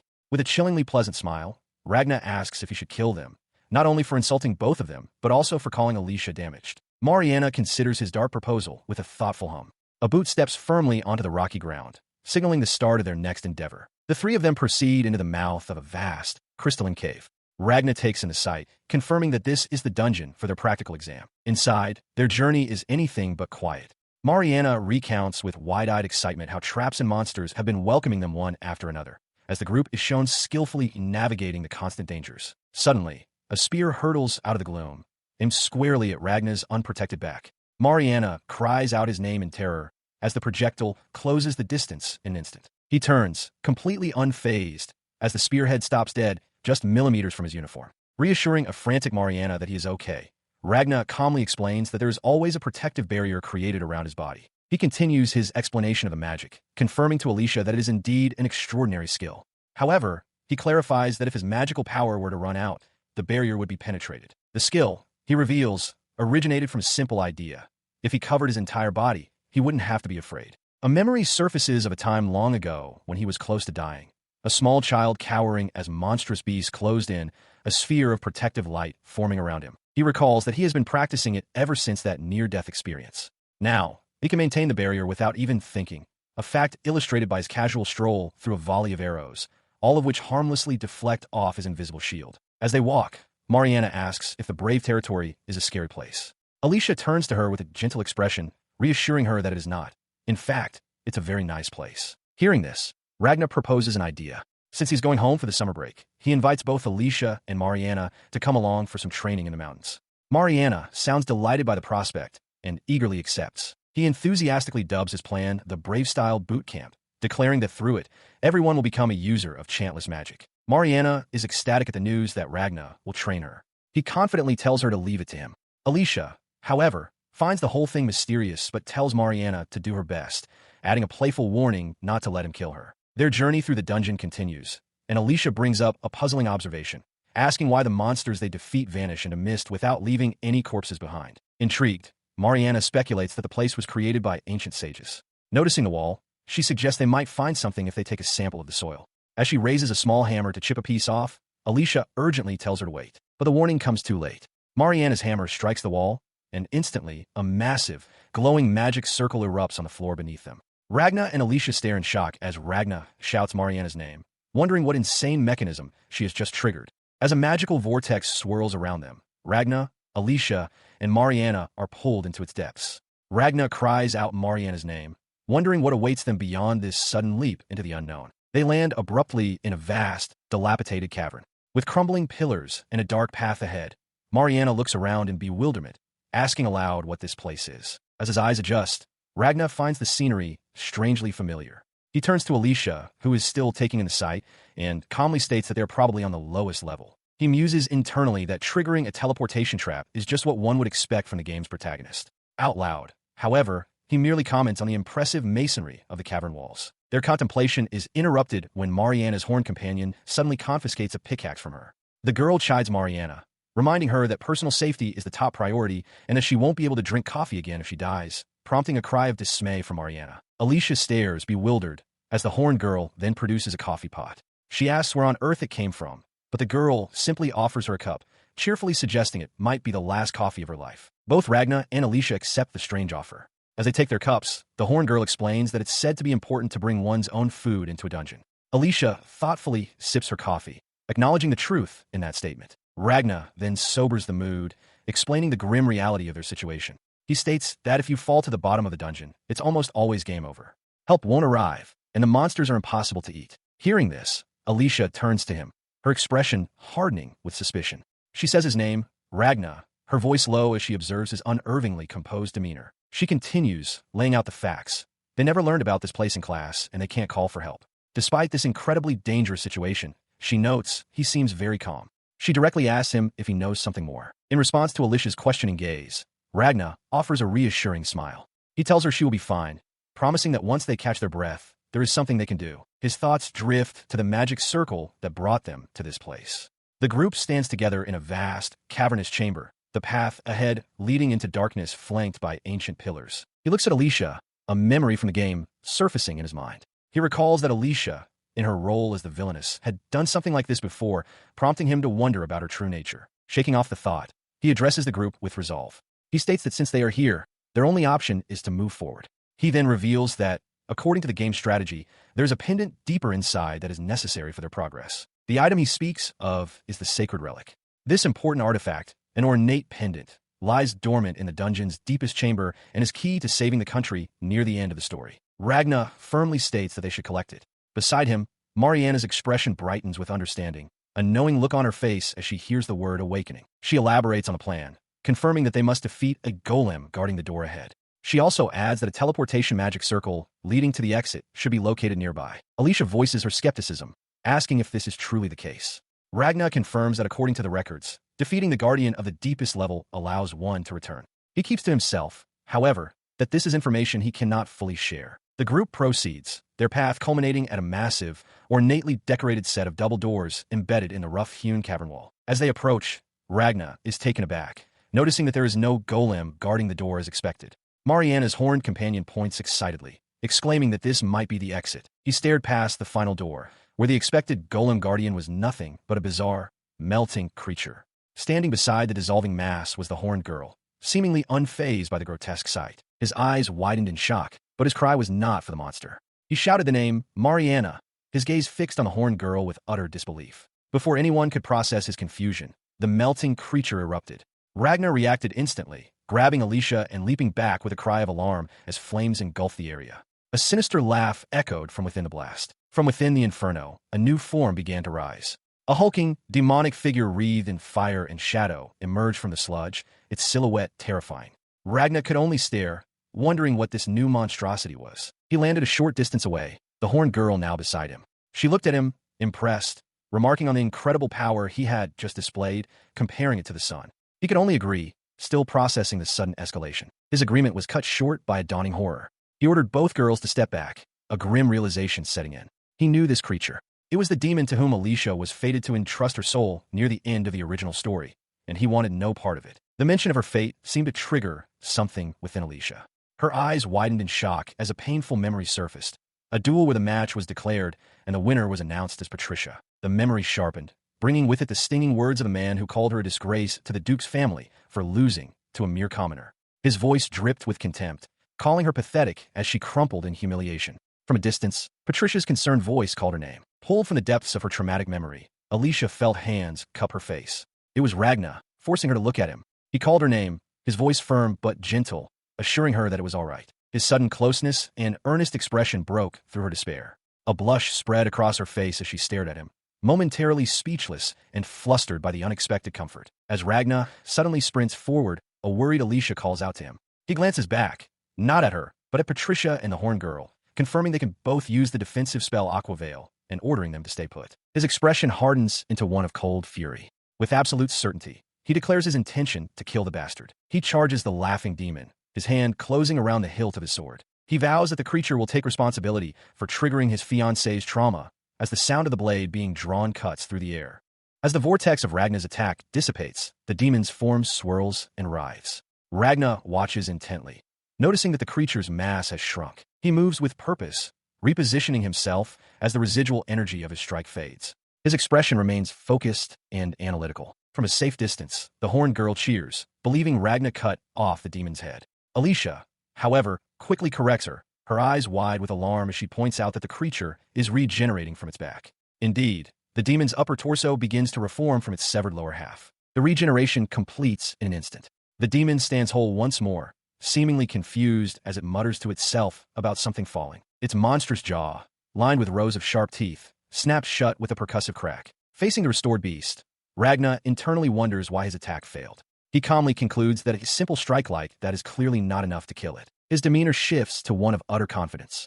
He declares it's no problem and openly challenges the demon, telling it to try and hit him as the creature lunges forward. He looks down on the beast with disdain, calling its attack pathetic and not even worthy of a lowest-ranked brave. He questions if the demon was being careless, stating that it can't hope to outmaneuver him with such sloppy defense. Enraged by the insults, the demon snarls through gritted teeth, retorting that Ragna is one to talk. Consumed by fury, the creature throws itself forward in a blindingly fast, powerful lunge aimed directly at the young lord. The creature unleashes a torrent of flame, roaring for its target to burn. But as Ragna stands his ground, seemingly unfazed, the demon falters, its attack sputtering out in confusion. He looks up at the beast, his expression one of disdain, and remarks that the fire dragon's breath was much hotter.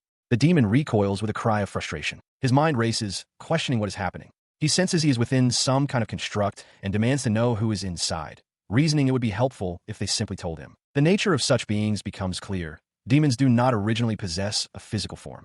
There must be a human within the creature, one who made a deal to serve their own desires. With this understanding, Ragna decides on a course of action. Stating that he will know whose magic power it is if he touches it, he reaches his gloved hand toward the demon's body as it hisses. The moment his fingers make contact, the demon shrieks in agony. A brilliant light erupts from its form as Ragna realizes with shock that it is self-destructing. The self-destruction culminates in a massive explosion. Caught within the blast, the horned girl struggles to maintain a protective barrier, crying out that she can't hold on any longer. Seeing his companions in peril, Ragna leaps in front of them, sweeping his arm to create a powerful vortex of energy that deflects the force of the blast. In the aftermath, the ground is scorched and cratered. He kneels amidst the destruction, cursing his failure to identify who is controlling the creature. His companions rush to his side. Alicia anxiously asks if he is okay, while the horned girl points out that his arm is burned. Ragna dismisses it as a mere scratch, turning to Alicia to remind her that he promised to protect her, no matter what. He watches Alicia, relieved to see she is calmed after the intense battle. A faint blush on her cheeks, she turns her head slightly and murmurs her thanks, to which he responds with a look of gladness. His expression suddenly shifts as he stares intently into the cavern's depths. Noticing his change in demeanor, Alicia turns to him, her brow furrowed with concern, and asks what is wrong. He turns back to his companions, explaining that during the fight, he spotted a teleportation magic circle. He believes it will allow them to return upstairs, a revelation that causes his horned companion to gasp in surprise. He leads them to a section of the cavern floor where an intricate, glowing pattern is etched into the stone. "It's here," he announces, gesturing for them to step onto the circle. The three of them, Ragna, Alicia, and their horned companion, step onto the magical sigil. As they stand together, the circle flares with a brilliant light, its energy surging around them. In that moment, a sharp focus enters Ragna's eyes. He has an internal realization. He has grasped the sensation of this specific magical power. The light fades, leaving the teleportation circle empty. The dungeon practice has concluded amidst chaos. But for Ragna, the mission is not over. His resolve hardens into a cold promise. Next, he will find the main body, and he will definitely kill them. Amid the chaos of the dungeon training, the manipulator behind the scenes, Galasis, stumbles and coughs. An ethereal energy dissipates around him as he recovers, muttering his disgust for the filthy surroundings. Patricia kindred appears before him, her expression one of cold disappointment. Galasis looks up, weakly addressing her by name. She deems him pathetic and immediately demands to know if he succeeded in recovering the sacred artifact. In response to his implied failure, she strikes him repeatedly on the back, shouting that he is an idiot. Galasis can only bow his head and apologize, admitting that he couldn't complete the task. She continues her furious assault, berating him for being the worst kind of failure.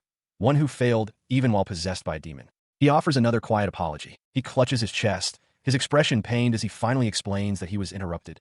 The person responsible for his failure was Ragna Brave. Patricia scoffs at the name. To her, Ragna is just a minor character from the frontier, a mob who should have naturally faded away as the main story progressed. Her frustration boils over as the realization dawns on her. It was Ragna's fault that her entire plan collapsed. Her scheme to turn Alicia into the designated villainess had been completely derailed. The consequences are dire. She reflects that even her former followers are now useless, and the Edward route is no longer a viable option. As she bites her thumb in vexation, Ragna's voice cuts in, pointing out that she is bleeding and that they need to treat it. Startled, Patricia stares at Ragna. She snaps at him to shut up, then, after a brief pause, gives an unexpected order. He is to take off his clothes. Her intention becomes clear as Ragna kneels before a sofa, his jacket removed. Instead of tending to her own minor wound, she stands over him and asks where he got injured. Her attention, however, had shifted entirely. Before her stood Galasis, shirtless, indicating a faint, glowing mark on his chest as he presented himself for her judgment. She processed the report of his defeat, a stunning realization dawning on her. Ragna, the one who had bested him, was a reincarnator, just like her. She struggled to comprehend how he could have decapitated her subordinate's demon form in a single blow. Her thoughts continued to race. The demon's self-destruction was an unavoidable outcome, but the revelation about Ragna opened up new, troubling possibilities. If his circumstances were similar to her own, she wondered what his next move could possibly be. Pushing the strategic concerns aside for a moment, she looked down at Galasis with a gentle expression. Placing a hand on his head, she acknowledged his flashy defeat, but praised him, telling him he did a great job. Her kindness broke through his stoic facade. Tears welled in Galasis's eyes as he stammered his thanks and collapsed into her arms. Patricia held him, a soft, knowing smile on her face as she called his name. She held him close, calling him a crybaby and a winner, her adorable little brother.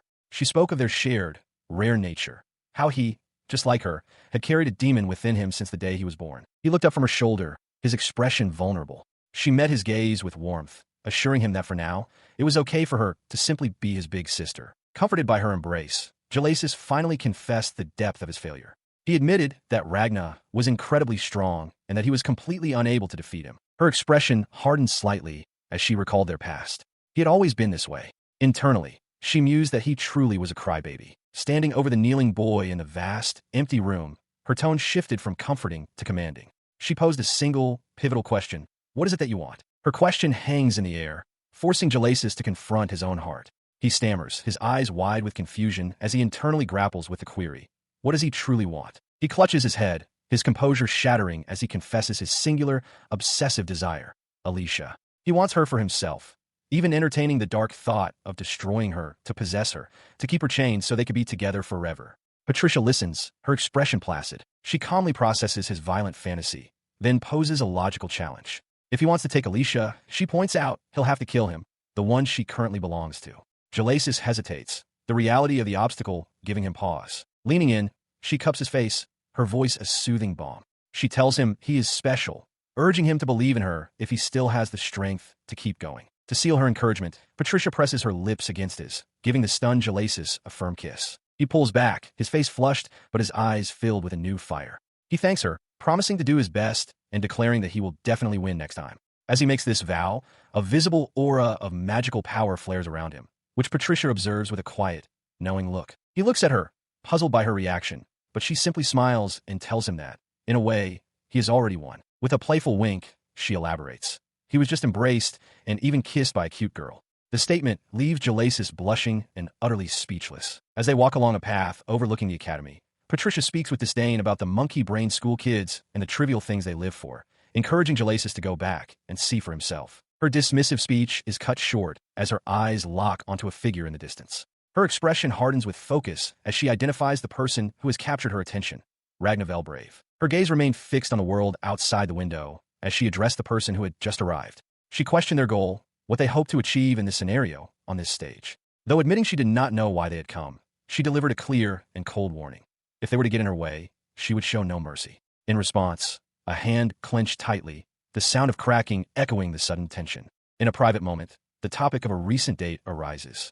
Alicia, her face flushed, appears flustered by the question, stammering as she asks for clarification about the details. Her friend, Mariana, presses the issue, asking what she was up to and pointing out that she and Ragna were seen walking through the city together. Alicia attempts to downplay the event, insisting it was nothing significant. Nearby, Ragna overhears their conversation and realizes with a start that they're discussing a date, lamenting that he missed his chance to interject. He recalls the evening, explaining to himself how the smell of grilled skewers led them to try street food, a new experience for both of them. Mariana, listening to Alicia's account, is shocked to hear that it was a first for Ragna as well. He continues his internal reflection, acknowledging that Alicia is somewhat sheltered and inexperienced with the world, remembering that until recently, she couldn't even ride a train. His thoughts are cut short as he hears Mariana's voice, remarking that he seems hopeless at anything outside of combat.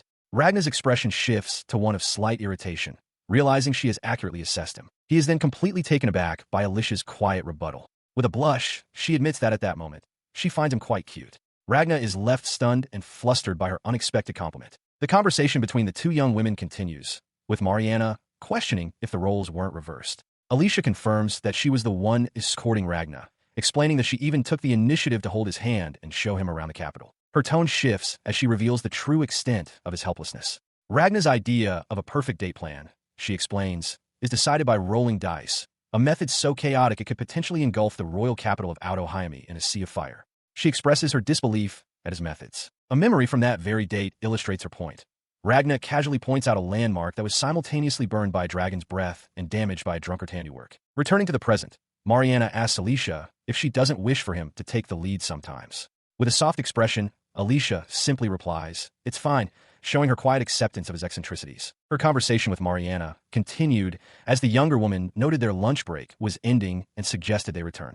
Alicia, however, looked away with a determined expression, her thoughts still on Ragna. She declared her reason for her actions. She wants to be his equal. Mariana fell silent, taking in the weight of her friend's resolve. Her resolve was directed towards Ragna, who, at that moment, was blushing slightly as he thanked her for the meal. As Alicia walked away to sit on a nearby bench, Mariana watched the scene unfold.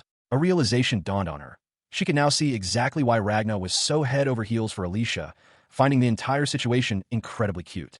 The current circumstances trace back to a chaotic week of dungeon training, an event overseen by Ragna and the Academy's principal, Vorzia Grand Cascade. As if that perilous week had never occurred, the students had already moved on to their next practical training session, held at the Academy's grand poolside. Ragna found himself in the water, contemplating the very presence of such a facility for training. His attention was drawn to Patricia Kindred, who hesitated at the water's edge. She shyly admitted that she was not a good swimmer and found the water frightening, just before sputtering from a splash. Immediately, Prince Edward reassured her that he was right there with her, while Galasis Grand Ignite also offered to be the one to help her. As a voice called out his name, Ragna watched the scene unfold. He recognized it instantly. This was the kind of reward event one would get after a battle in the game, the development that brought him no happiness. The voice belonged to Mariana, who approached him in her swimsuit and asked why he wasn't swimming. As she spoke, a student in the background mockingly called her the princess of the bottom of the bottle. Ragna simply told her they would talk later. She, however, seemed undeterred by the dismissal or the mockery, cheerfully suggesting they have some tea by the poolside and remarking that it was a perfect day for magic. Her cheerfulness then gave way to a flicker of confusion. She asked Ragna if he had been the one calling for her from a distance, expressing surprise as she noted that the only people who would normally call for her are Alicia and Ragna himself. She continued to ponder this, reflecting on her own situation. Mariana mused that perhaps the reason she, a commoner, hadn't drawn much animosity was because she was always aware of her social status and acted appropriately. As she was lost in thought, Ragna gently took her hand. While leading her away, his mind drifted elsewhere, wondering where Alicia could be. He listens as Mariana, blushing slightly, thanks him and tells him he is worrying too much. As she relaxes in the water, she reassures him that Alicia will be fine and can overcome any obstacle. For now, she is content to simply stay by his side. Her peaceful moment is shattered by a massive splash of water that engulfs her, causing her to cry out in surprise. The source of the deluge is Ragna himself, who claims to be practicing water element magic and warns her to stay away, though he internally curses himself. Blinded by the splash, Mariana frantically searches for her lost glasses. His thoughts turn inward as he watches her. He reflects on her getting friendly with him and considers the terrifying scars on his body, believing that anyone who gets too close will be cursed. As he broods, a voice from behind remarks that he too is going through a tough time. Lost in his own melancholy, Ragna laments that he will never make friends, wondering if there is anyone he can connect with, someone he can speak to with his fists. The speaker then quietly takes a seat on the stone ledge beside him. Startled by the sudden presence, Ragna flinches and turns to see who has joined him. He recovers slightly and offers the person a seat, only for his eyes to widen in shock as he recognizes the face of Galasis. Their tense meeting unfolds against the backdrop of the bustling academy pool, where other students continue their activities, oblivious. He internally processes his first conversation with a capture target, concluding that it is not going well. He has no idea what the other boy is thinking. Breaking the silence, he asks Galasis why he started talking to him. He then gestures to the others enjoying themselves in the pool, questioning why Galasis isn't joining them. Galasis stares out at the water, his back partially turned, and replies simply that he is not good with it. He then turns his attention back to Ragna, remarking that, more importantly, he has an amazing body. The unexpected compliment leaves Ragna momentarily speechless. Galasis's gaze fixes on a scar on Ragna's side, and he asks where he got such a wound. Ragna, catching his breath, explains it was from his time in the Freep territory, thinking to himself that he should have worn something to cover up. His thoughts immediately turn to Alicia. He reasons that as long as she isn't hiding her own wounds, he is fine with his being visible. Galasis is impressed, noting that the Freep territory has been at war with a neighboring country for a long time, and that Ragna looks strong. Ragna deflects, saying that Galasis also has a well-trained physique. Galasis calmly attributes his condition to his upbringing and the way he was taught. Ragna exhales, agreeing that they both have their struggles. Suddenly, the social pressure becomes too much. Ragna's mind floods with panic as he realizes how awkward the situation is, mentally pleading for his butler, Seabass. While Ragna is lost in his internal crisis, Galasis attempts to get his attention. Ragna looks up in confusion, only to see Galasis staring back, equally perplexed by the sudden silence. While Ragna is shirtless, Galasis approaches him with an unexpected question, asking if he has ever held hands with someone. Ragna is caught completely off guard. He immediately recognizes the pattern. Internally, Ragna realizes this is a game event, noting with frustration that Galasis has completely ignored the flow of conversation, blasting past everything. A blush spreads across his face. His mind races, identifying the situation as Galasis's emotional phase. He recalls that this is the change that occurs in the game's story once a player has collected 18 relationship flags. Panicking, he wonders why this flag progression is happening with him, thinking it must be a glitch. He remembers the game's script. Galasis, who had been distant from everyone, suddenly starts taking an unusual interest in the protagonist, asking constant questions. Galasis's voice cuts through his thoughts as he states he simply got curious about Ragna. The words strike Ragna like a thunderbolt. His mind identifies it as a relationship advancement voice line, straight from the game. The realization makes him tense up. A memory of the game's heroine surfaces, her thoughts filled with anxiety that at this rate, the character might suddenly try to kiss her. Ragna fears the same. Deciding he must reject this development forcefully, he prepares to unleash what he calls his special move, the Brave-style rejection punch. However, at the last possible moment, his punch halts. Instead, he grabs Galasis by his uniform, his expression fierce, and demands, "What do you like about Alicia?" His abrupt question startles Galasis, who asks what's gotten into him. Ragna himself seems bewildered by his own impulsive action. Leaning in close, Galasis's demeanor shifts, becoming serious. He looks directly at Ragna and states, "You are originally not supposed to be here yet." He stared intently at Ragna, his gaze unwavering.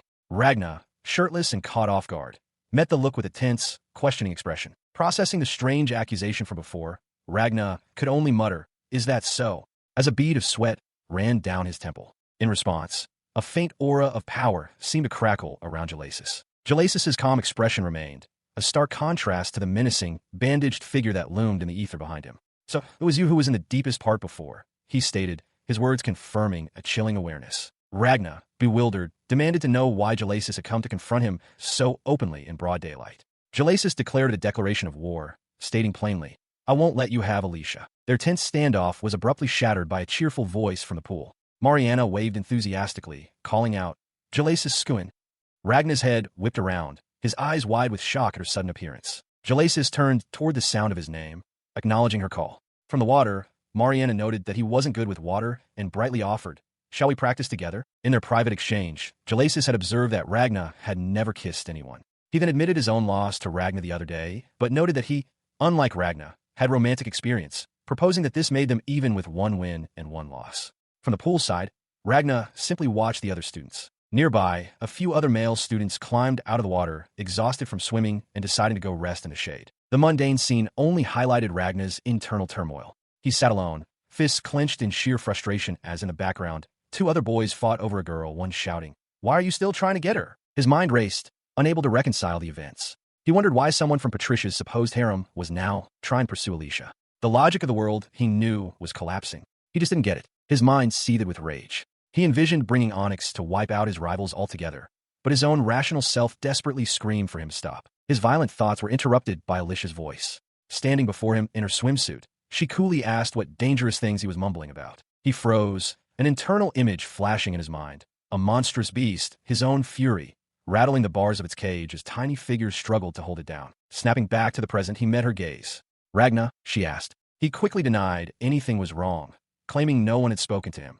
Even as his inner self admitted there was someone he wanted to kill. She stepped closer, her expression turning serious. She brought up the recent string of injuries that had been coming out of his class, causing him to look away with a nervous laugh. Her concern hardened into a warning.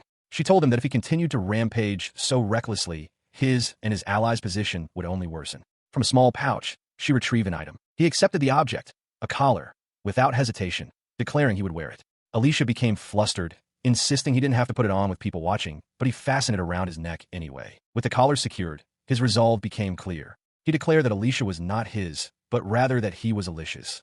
It was a challenge directed at Galasis in his mind, a statement that this loyalty is what separated them. His profound moment was immediately shattered. Alicia frantically asked if he had seen her glasses, pointing out that he was, in fact, already wearing them on his head. Meanwhile, watching from a distance, Galasis stared in disbelief. He wondered if they had figured out they were the same kind of existence, and had just made the first move by retrieving a sacred relic. Elsewhere, Ragna stands shirtless, the dark collar now fastened around his neck. A slight blush dusts his cheeks as he becomes aware of a faint warmth emanating from it, a curious sensation that leaves him momentarily speechless. His thoughts drift to the grand estate as he solidifies his resolve. He makes a silent vow to protect Alicia, whether from the shadows or in the open light. He understands that he must remain vigilant to protect the two of them. On the academy grounds, Mariana Ocean approaches Alicia, who stands looking out into the distance. Mariana asks what she is doing, and Alicia replies that she was looking for Ragna, but it seems he is not around during the lunch break after all. Alicia's expression is one of clear disappointment as she thinks to herself how much she was hoping they could have lunched together. Meanwhile, Ragna sits at his desk, consumed by his thoughts. He notes that summer break begins next week, and overhearing other students talk about going on vacation with men they like, or even just getting a kiss, fills him with unease. He recognizes this as a serious situation. His brooding is interrupted by Mariana, who asks if he was lost in thought. Holding a lunchbox, she informs him that Alicia was looking for him. More urgently, she warns him that a dangerously malicious magic is leaking from him. Startled, Ragna apologizes, insisting he didn't mean for it to happen. He quickly explains that he was just performing some magic detection for Alicia's class, though his expression reveals he feels he has done something terrible. Mariana reacts with a flustered shout. Ragna then presses her with a question, asking if it's natural for boys and girls to want to get closer during the summer, mentioning things like kissing. She blushes deeply, her hands clasped nervously. She tells him not to ask her about that, stammering that even she, but she cuts herself off, insisting it's still not the right time. Ragna clears his throat, seeming to understand her unspoken feelings. He correctly guesses her concern. She's worried that Alicia might be taken by someone else. He continues this line of reasoning, trying to reassure himself by stating that normally, no one would pursue a woman who is already engaged and living with her fiancé. Yet, a dark thought intrudes, a vision of a sinister man with a woman resembling Alicia, making him question if his assumption is correct. His paranoid musings are cut short when Mariana declares she is going to tell Alicia everything. Panicked, Ragna lunges to stop her, insisting it was just a simple background check and that he was only being extra careful. He is immediately confronted by Mariana, who questions why he always disappears so quickly. She points out that if he's truly worried about Alicia, he could simply stay with her all the time. He counters that it wouldn't feel right to take away her time with Alicia, adding that if Mariana is seen with him, she might end up being criticized as well. She dismisses his concerns, stating that neither she nor Alicia would care about such criticism, but Ragna insists that he does. Nearby, Alicia overhears their exchange, and a look of dawning comprehension crosses her face as she realizes this is why he has been avoiding her. Her realization is swift. Alicia turns sharply toward Ragna, her voice cutting through the air as she calls his name, startling him. Seizing the opportunity to mediate, Mariana cheerfully announces a plan. They should all work on their summer vacation assignment together. She formally invites them to the library after school. Her directness catches Ragna off guard. Mariana explains that watching their awkward dynamic is frustrating and offers a solution, saying she knows a good place in the library where they won't be disturbed by many people. He pauses, considering her words. Ragna reflects that Mariana is trying to be considerate.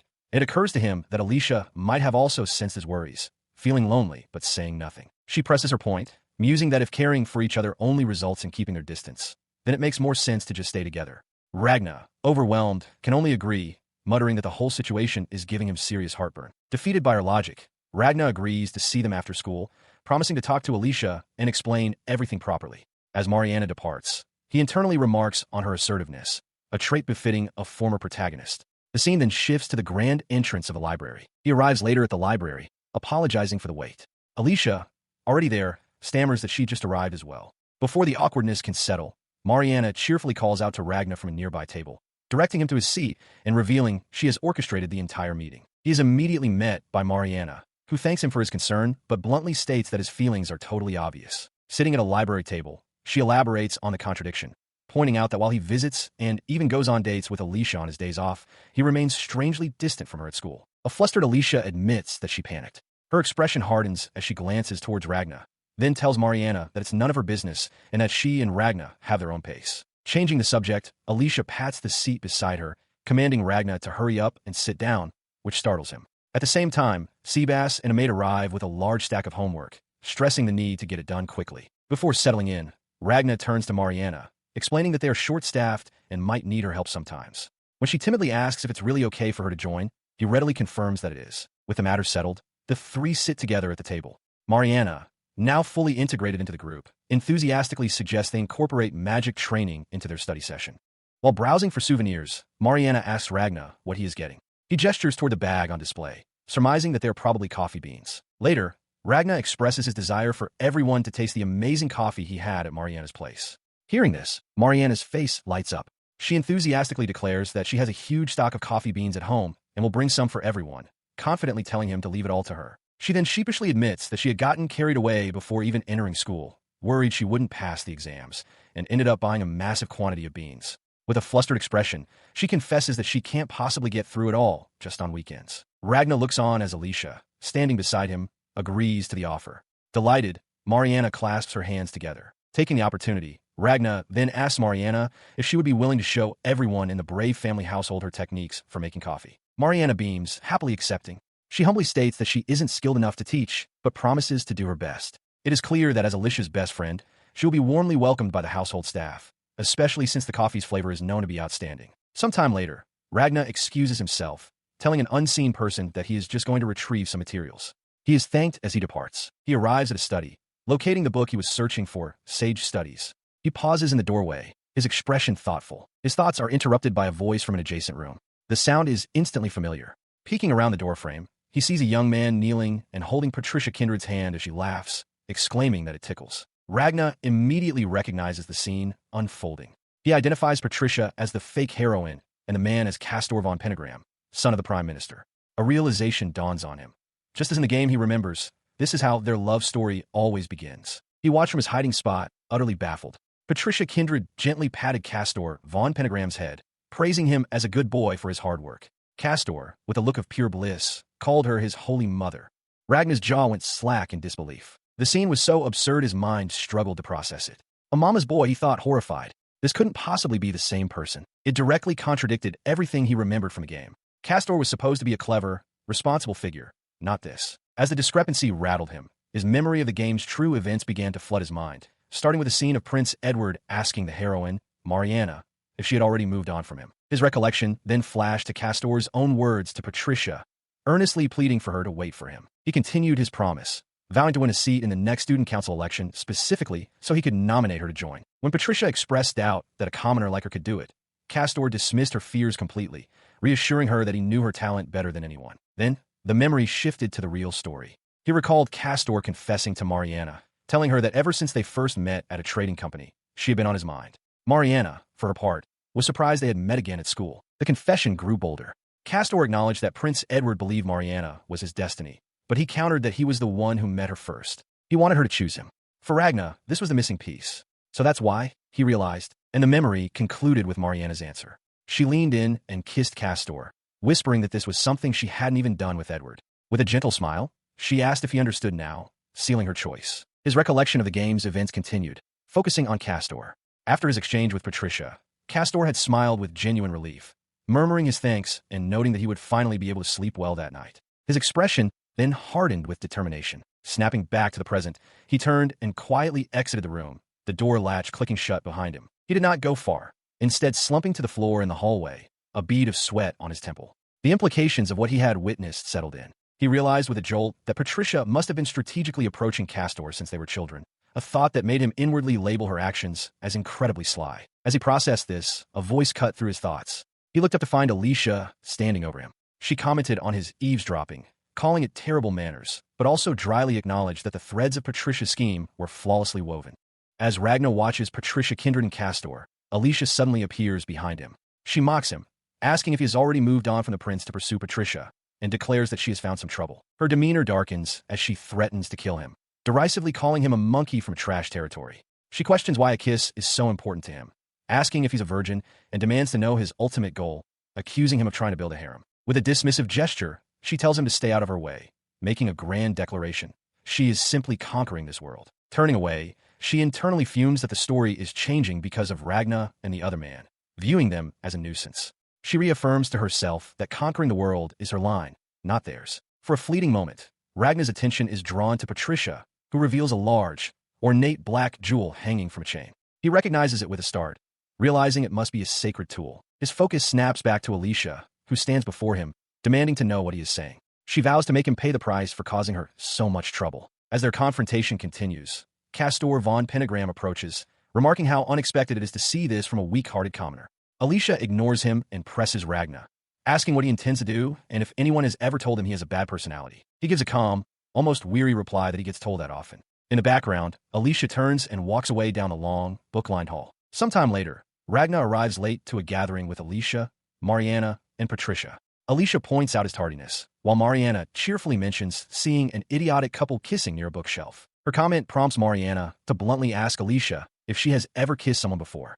The question catches Alicia off guard. Ragna, listening in, silently reflects that for a duke's daughter who was engaged to Prince Edward, it wouldn't be strange at all. He suddenly stumbles, clutching his leg as a sharp pain shoots through him.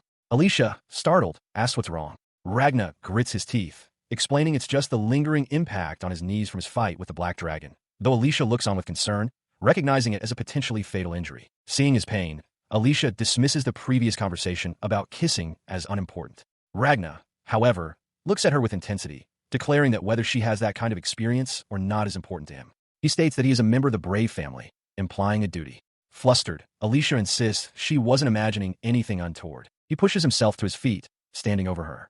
With a slight blush dusting her cheeks, Alicia admits that she hasn't, not even once. Ragna absorbs this new information, quietly acknowledging it. The tense moment is broken by the arrival of another student. Galasis granit greets Alicia coolly. A startled Mariana stammers a noble greeting in his direction. Ragna immediately confronts him, asking what he is doing there. Galasis calmly presents a small box, stating he came to deliver some pudding. He then announces his intention to join their study group, claiming Ragna's seat next to Alicia. He adds that with him present, Mariana won't be able to focus on studying, glancing at the girl who is already captivated by the dessert. Ragna protests, pointing out that it's a seat. Alicia, her expression hardening, tells Galasis to please go home. He merely finds her harshness amusing and extends the pudding towards her, saying he will just leave it with her. In a swift, violent motion, she slaps his hand away, her face a mask of fury and disgust. Her own forceful reaction leaves both Alicia and Ragna momentarily stunned into silence. Galasis smirks at the display, questioning if this is truly her first time reacting so strongly. Ragna steps forward, asking if Galasis is trying to pick a fight in front of him, her fiancé. Galasis calmly replies that it's a library, but warns Ragna not to underestimate him, just because they are being watched. The tense standoff is abruptly shattered. Ragna! Alicia cries out, lunging forward and sinking her teeth into his shoulder. He flinches, his expression a mixture of shock and pain from the sudden, sharp bite. She then pulls back slightly, asking if he has calmed down and calling him a good boy. Ragna, completely flustered, blushes as steam seems to rise from his head. From a short distance, Mariana watches, aghast at what she calls a barbaric display. Alicia attempts to reassure Ragna, telling him not to worry and explaining that a kiss on the hand is just a greeting among nobles, implying her action was a similarly unconventional gesture. Observing this bizarre resolution from the side, Galasis smirks. Deciding the confrontation is over, he turns to leave, announcing that he is going to sleep. With the tension finally broken, the school term comes to a close. As a train departs, carrying students away for the summer break, a quiet hope lingers for a peaceful holiday for them both. Aboard a moving vehicle, Mariana looks out at the passing landscape with wide-eyed wonder. She exclaims that it's her first time leaving the royal capital by carriage and that the view is amazing, feeling a sense of adventure beginning. Beside her, Alicia calmly advises her not to lean out the front. Inside, Ragna speaks with Alicia, explaining that since they have no other choice, they must mix in with the supplies or prepare their own. He adds that he's looking forward to seeing things that appear in arithmetic books. This journey sparks a memory of his younger self, standing spiritedly before his father and Seabass, determined to get out of his old home as soon as possible. He gazes out the window at the rolling hills, a faint smile on his lips. He finds it ironic that after being so desperate to leave, he now actually misses his hometown. His quiet moment is interrupted by his own thoughts of being able to drink delicious coffee forever. He turns to Alicia and Mariana, announcing he's going to the restroom for a bit.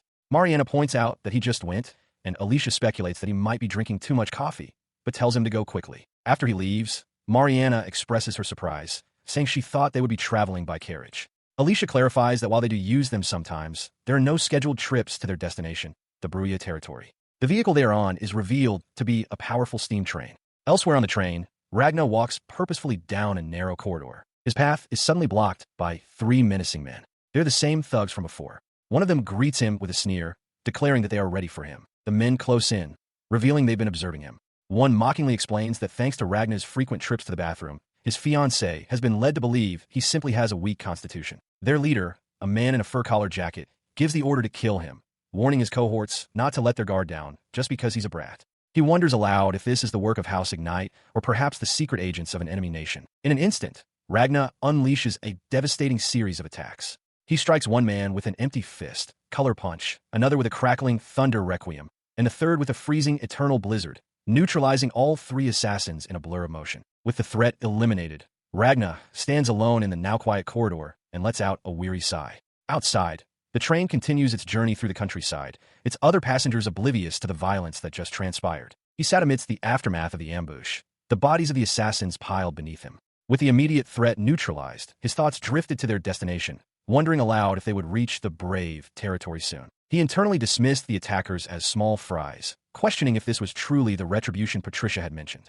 Concluding that it was nothing if this was the extent of it, he resolved that as long as he stayed near those 2, things would be fine. Leaving the private car, he moved towards the common carriage, where he found them seated together. He stood for a moment, silently observing the group.